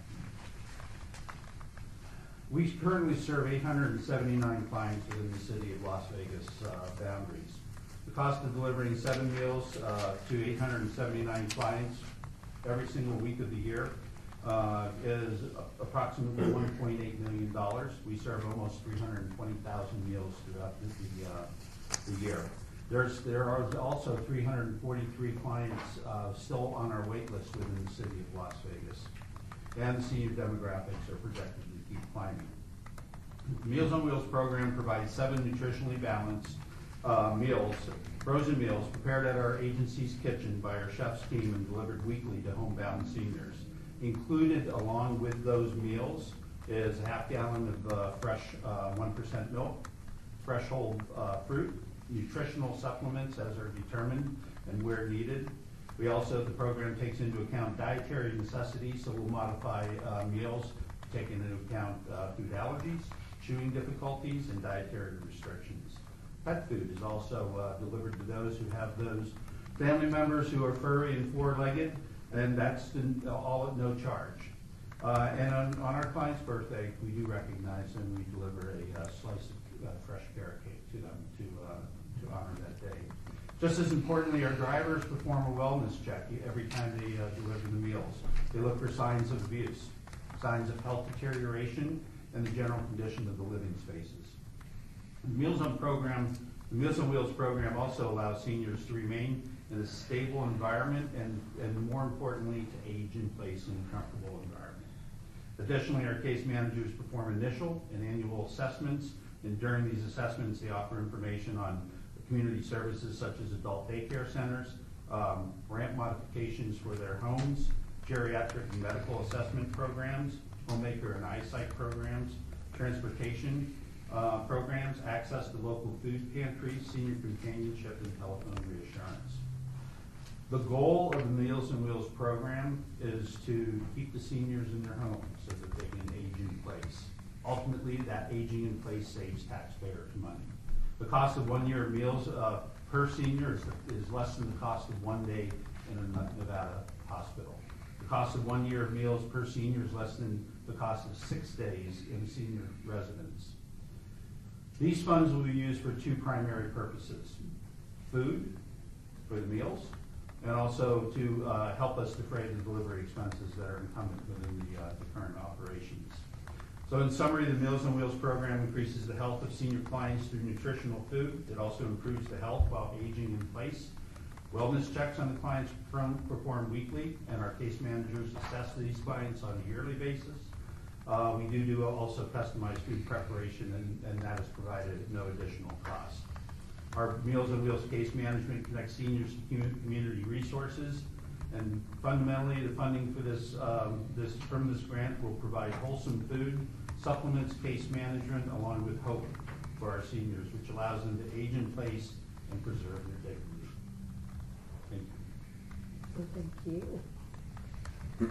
Board members, anyone have any questions for Catholic Charities Southern Nevada and their Meals on Wheels program? Member Jimenez. I just looking at your page, and I'll start with this one. So looking at your demographics, they don't really match the demographics. So, you know, 27% black, 58% white, I don't see any. The way the data is collected is Hispanics are not considered a cultural group. They're a subset. Correct. And we run into this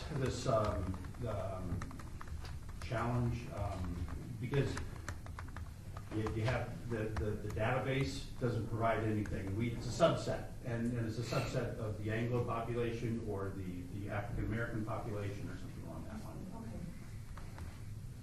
So we do track it, but it's tracked as a ethnicity. So when we put this report together, it wouldn't let us do, it would only let us do race. So we do, oh, I'm sorry. Your name, Anna please. Clark. Thank you. Anna Clark. Thank you. So we do track that, and when I do my reporting, I'm able to pull that and put it into Zoom Grant. But for this particular program, it wouldn't let us put that in. And then one more question. Again, I look at how many clients are served in Las Vegas, and it says 37 out of 2,000 will be served. Question 17 and 18. So out of 2,100, so it's 37 as far as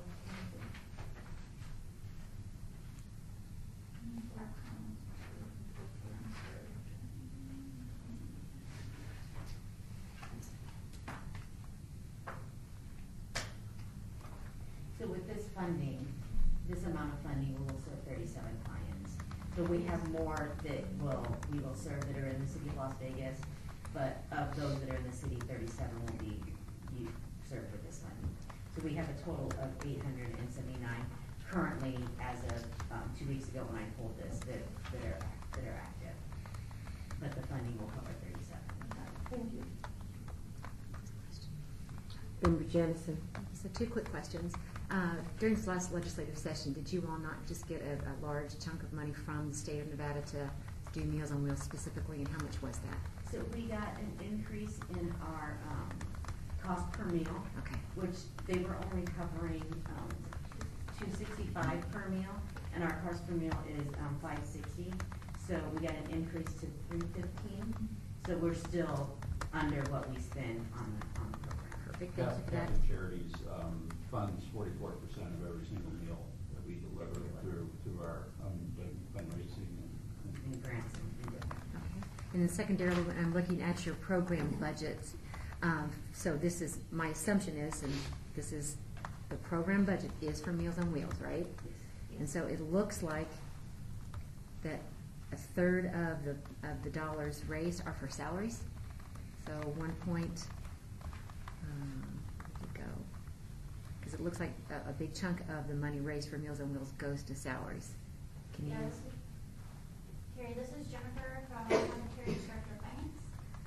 So we do have a fairly large team. We have drivers out on routes all 5 days a week. So there's, I think, about 9 drivers that we hire full time. We have a complete kitchen staff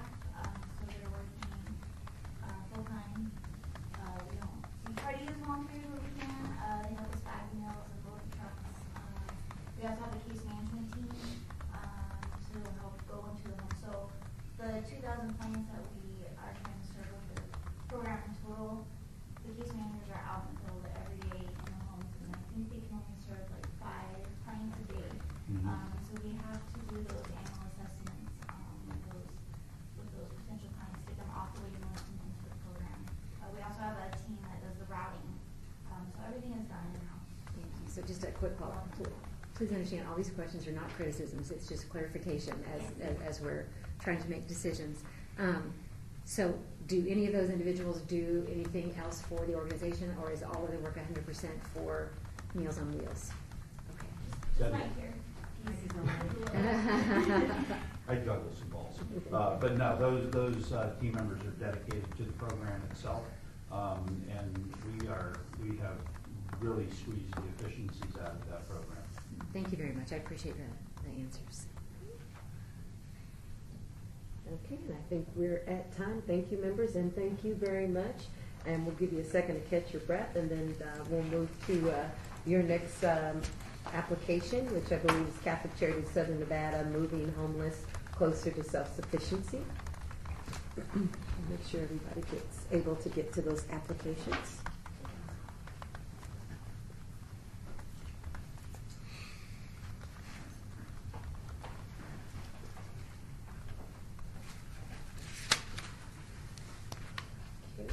And then when you're ready, you can start. And please, again, make sure you state your name for the record. And 5 minutes for presentation and 5 minutes for questions. Thank you. Good afternoon. My name is Albert Chavez. I'm the Vice President of Social Services with Catholic Charities of Southern Nevada. And with me are, I think Mike already said, but Jennifer Olson, our Finance Director, and Anna Clark, our Senior Grant Writer. It is my belief that we are all just one tragedy away from homelessness. Has a lot to do with supports, with resiliency. I was sitting back listening to the FACT organization talking through their particular proposal, and the truth is we see a whole lot of those youngsters growing up, and we see them in the corridor of hope. Mental illness is a great, huge factor in the corridor of hope and leads to homelessness. Substance abuse is another. So what we see is a cycle or system on a regular basis that looks much like insanity, where clients are doing the same thing over and over again and they're expecting different results. So what we're trying to do with this particular grant and through case management is throw a wrench in that cycle through case management and through homeless outreach. We are humbly here to request your support for our Moving Homeless Closer to Self-Sufficiency program. We provide homeless outreach and community liaison through that particular grant. Founded 75 years ago, Catholic Charities of Southern Nevada is one of the largest nonprofit social services providers in the state.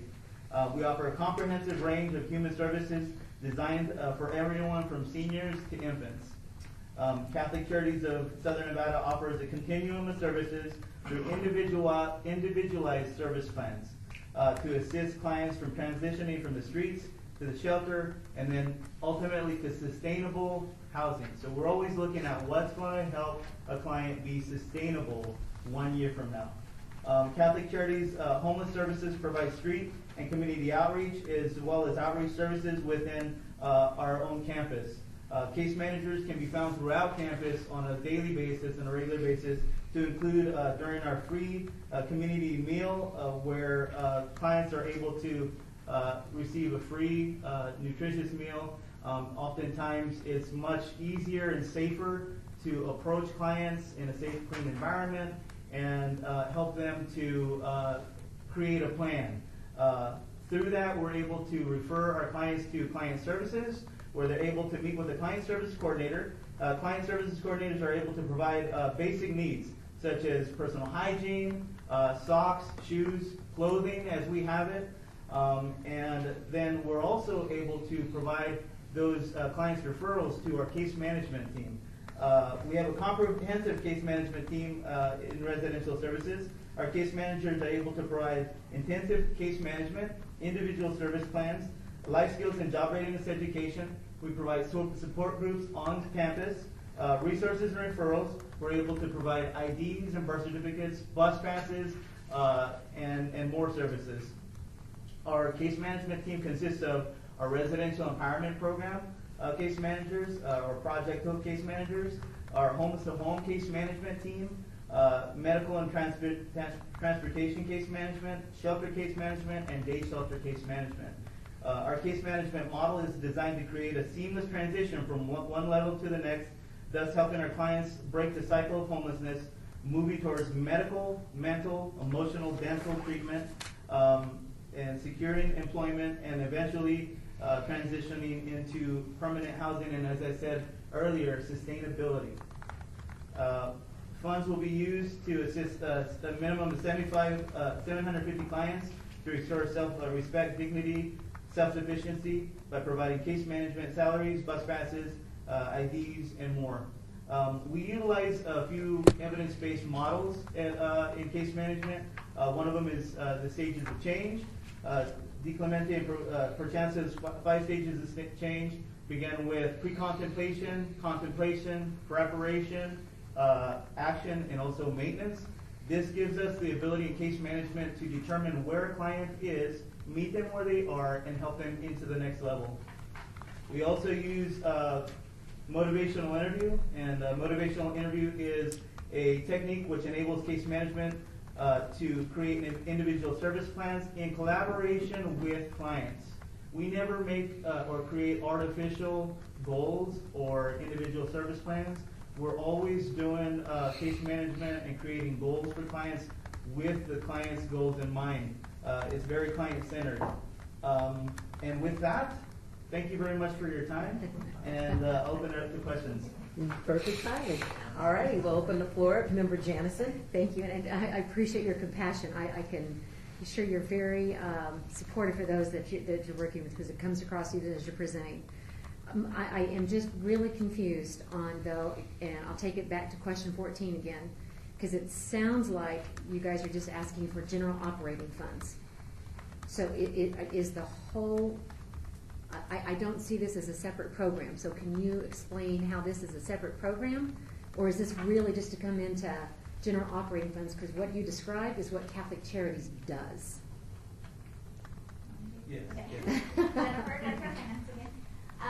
So we're asking for assistance, we're requesting $125,000 to help support staff who are centered in our client service reception area.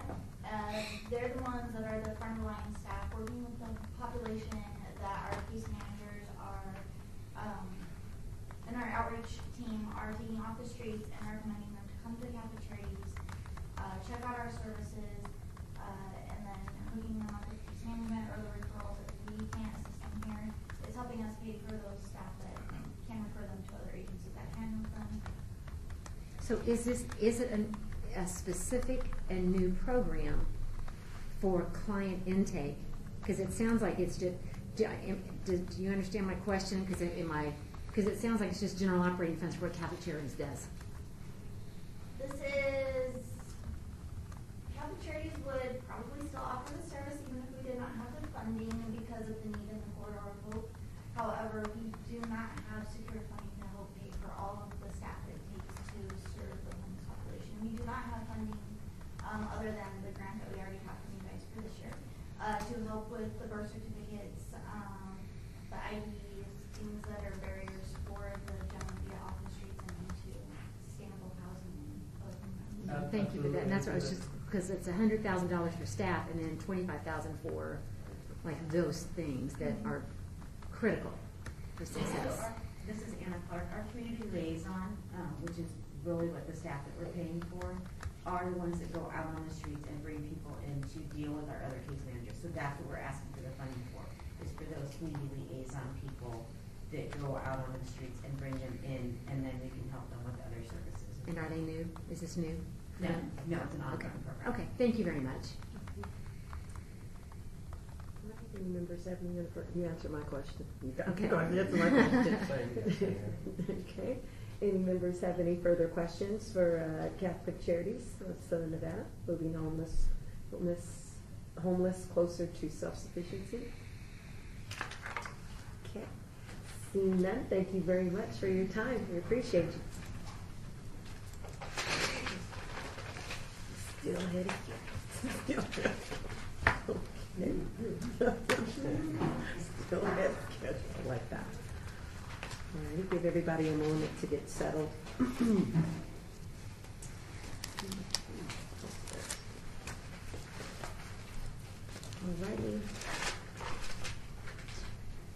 Everybody ready to go forward, team?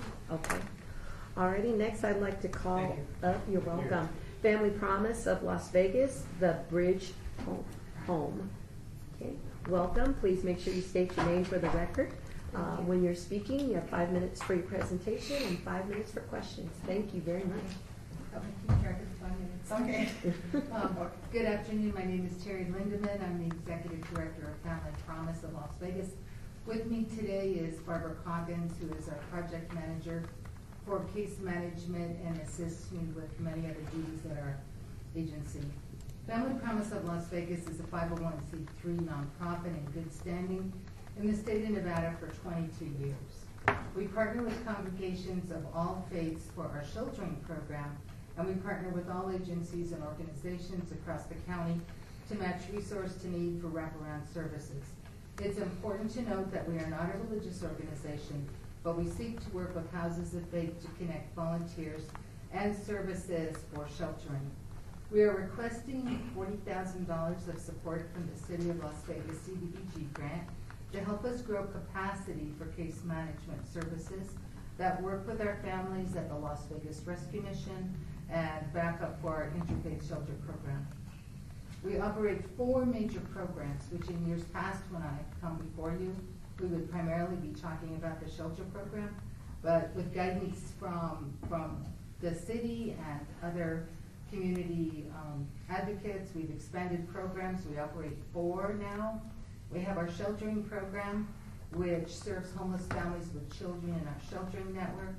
We have the Bridge Home Apartment and Case Management Program, which is a master leased apartment that we have furnished. We pay the utilities for it, and we use that as a bridge for families that are coming out of shelter and going into permanent housing. We also have our outside agency case management program. We partner with the Las Vegas Rescue Mission. We started this program in February of 2017. We just ended our first year, and both the director of the Rescue Mission and our staff have seen it to be very substantial in helping those families there that previously did not have any case management services at all. Our 4th program that we operate is the Promising Futures Rental Assistance Program. This is a funding source that is from private banks. We received funding from the Wells Fargo Foundation in December, from USAA Bank, and from a National Kiwanis Foundation. And we're using that rental assistance to match with families that don't qualify for housing on our community queue because they're not chronic enough. We have a large group of families in our community that are homeless, but they're not being able to be attached to refugee housing because of the regulations that are attached to it. We also use this funding to match with Salvation Army, with Lutheran Social Services, with the CRRC, when they have families that they would like to help, but their funding will not. They're not eligible for it. They can refer them to us. We have a Family Navigation Center that is at 320 South 9th Street. What's new for Family Promise is that in December of 2017, we purchased land to begin our building project, our Family Navigation Center, which originally we had a lot of talks with Councilman Barlow and with Kathy Thomas Gibson, who is very supportive of Family Navigation Center. We hope to open it by the fall of 2019. We're currently working with our architect, and we'll be going to zoning soon. We also will be moving from our current day center to 1410 South Melma Parkway the 1st of May. Our current day center was gifted to us by Mayor Oscar Goodman, and when the downtown project took it over, they gave it to us for another 5 years, and our agreement was to be out this year and moving on to our own project, which we are, and we're very excited about that. I thank you very much for your time and for your support, and I welcome your questions. All right. Thank you very much. Members, do you have any questions for Family Promise of Las Vegas? Member Jordan? Okay, so this funding is for an FTE, case management? Case management services, actually to expand it for actually the past 22 years, we've operated all these programs on the backs of 2 full-time case managers and the volunteers in our shelter network. We served 630 people last year, 181 families. That's a huge uptick on our normal numbers. We need to hire an additional case manager so that we can have enough staff for the people that we serve.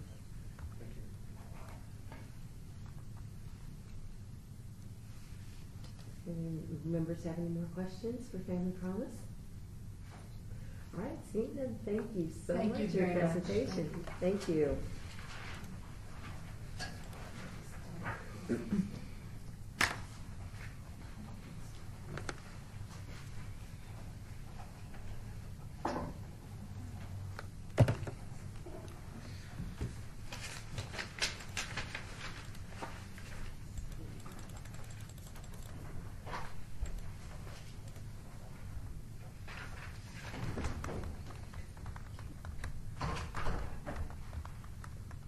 So I've been able to slide over to the next application. Alrighty. With that, I'd like to call forward Nevada Partnership for Homeless Youth, Safe Place Youth Outreach and Intervention Program. Good afternoon. And just a reminder, please make sure you identify yourself for the record. 5 minutes for your presentation, 5 minutes for questions. Thank you. Good afternoon, everyone. My name is Melissa Jacobowitz, and I'm the Research and Development Manager at the Nevada Partnership for Homeless Youth. And I'm here today to talk about our request for CDBG funds for our Safe Place Youth Outreach and Intervention Program.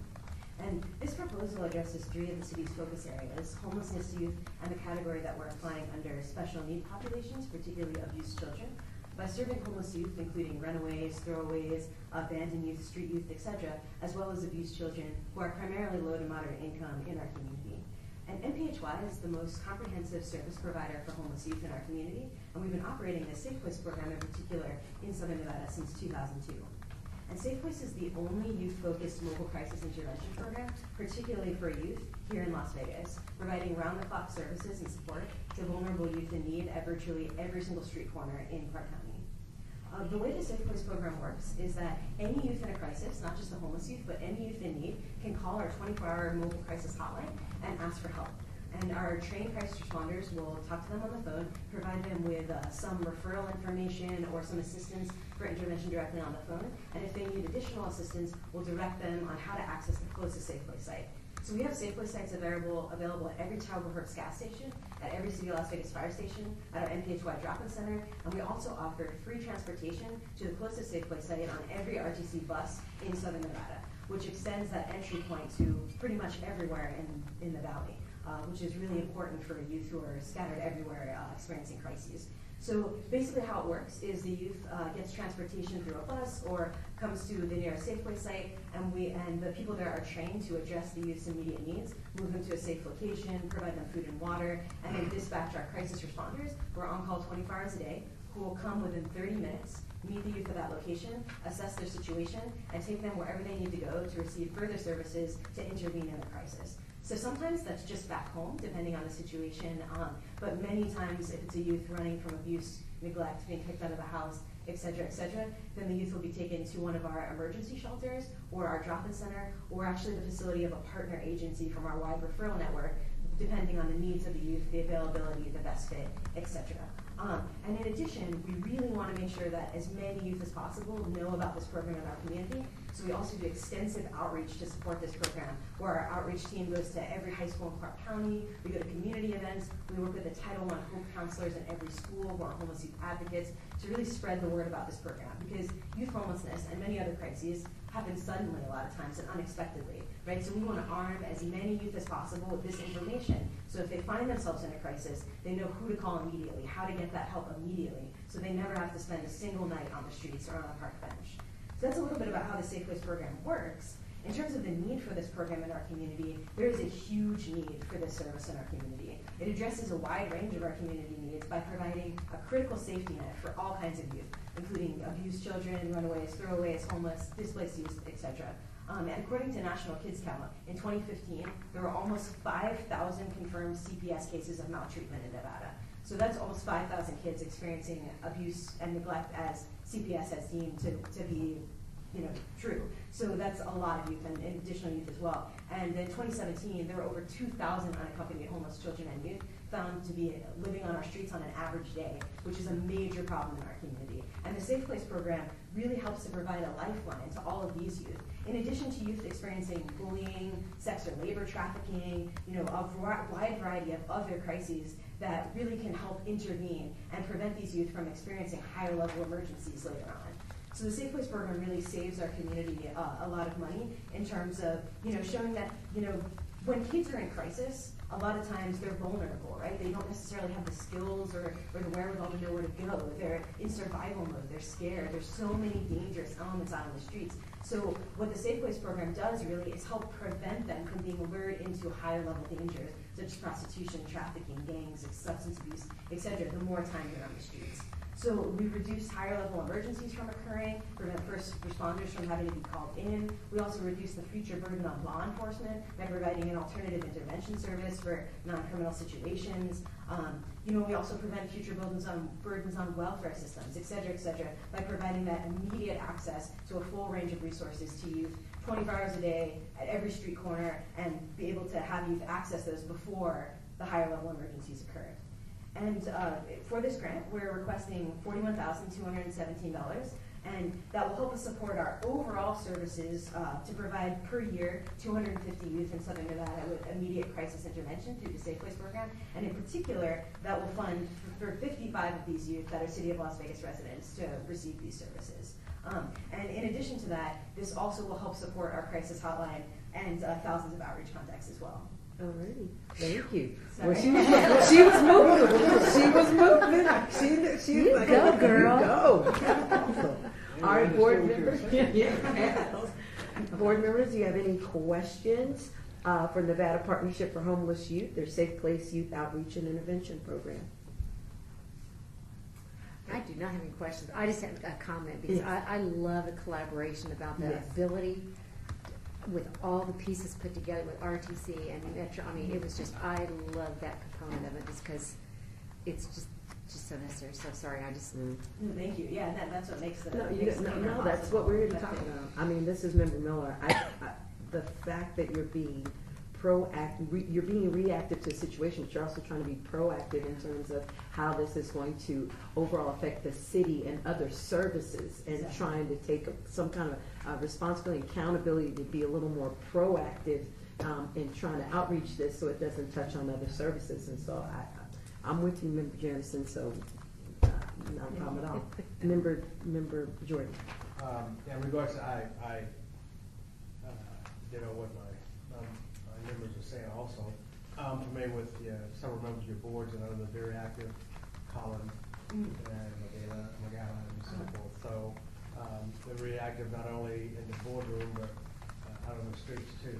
So, but okay, I was just going to commend you and continue that. And wish you well. Thank you so much. All right.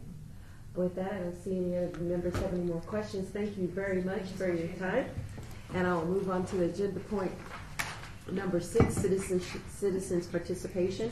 Public comment during this portion of the agenda must be limited to matters within the jurisdiction of the board. No subject may be acted upon by the board unless that subject is on the agenda and is scheduled for action. If you wish to be heard, give your name for the record, the amount of discussion on any single subject, as well as the amount of time any single speaker is allowed may be limited. Do we have any citizen participation at this time? Seeing none, I move to agenda item number 7, which is adjourned, and I will call this meeting adjourned at 3:37:45. Thank you. And staff, thank you very much, and bye everybody. I'm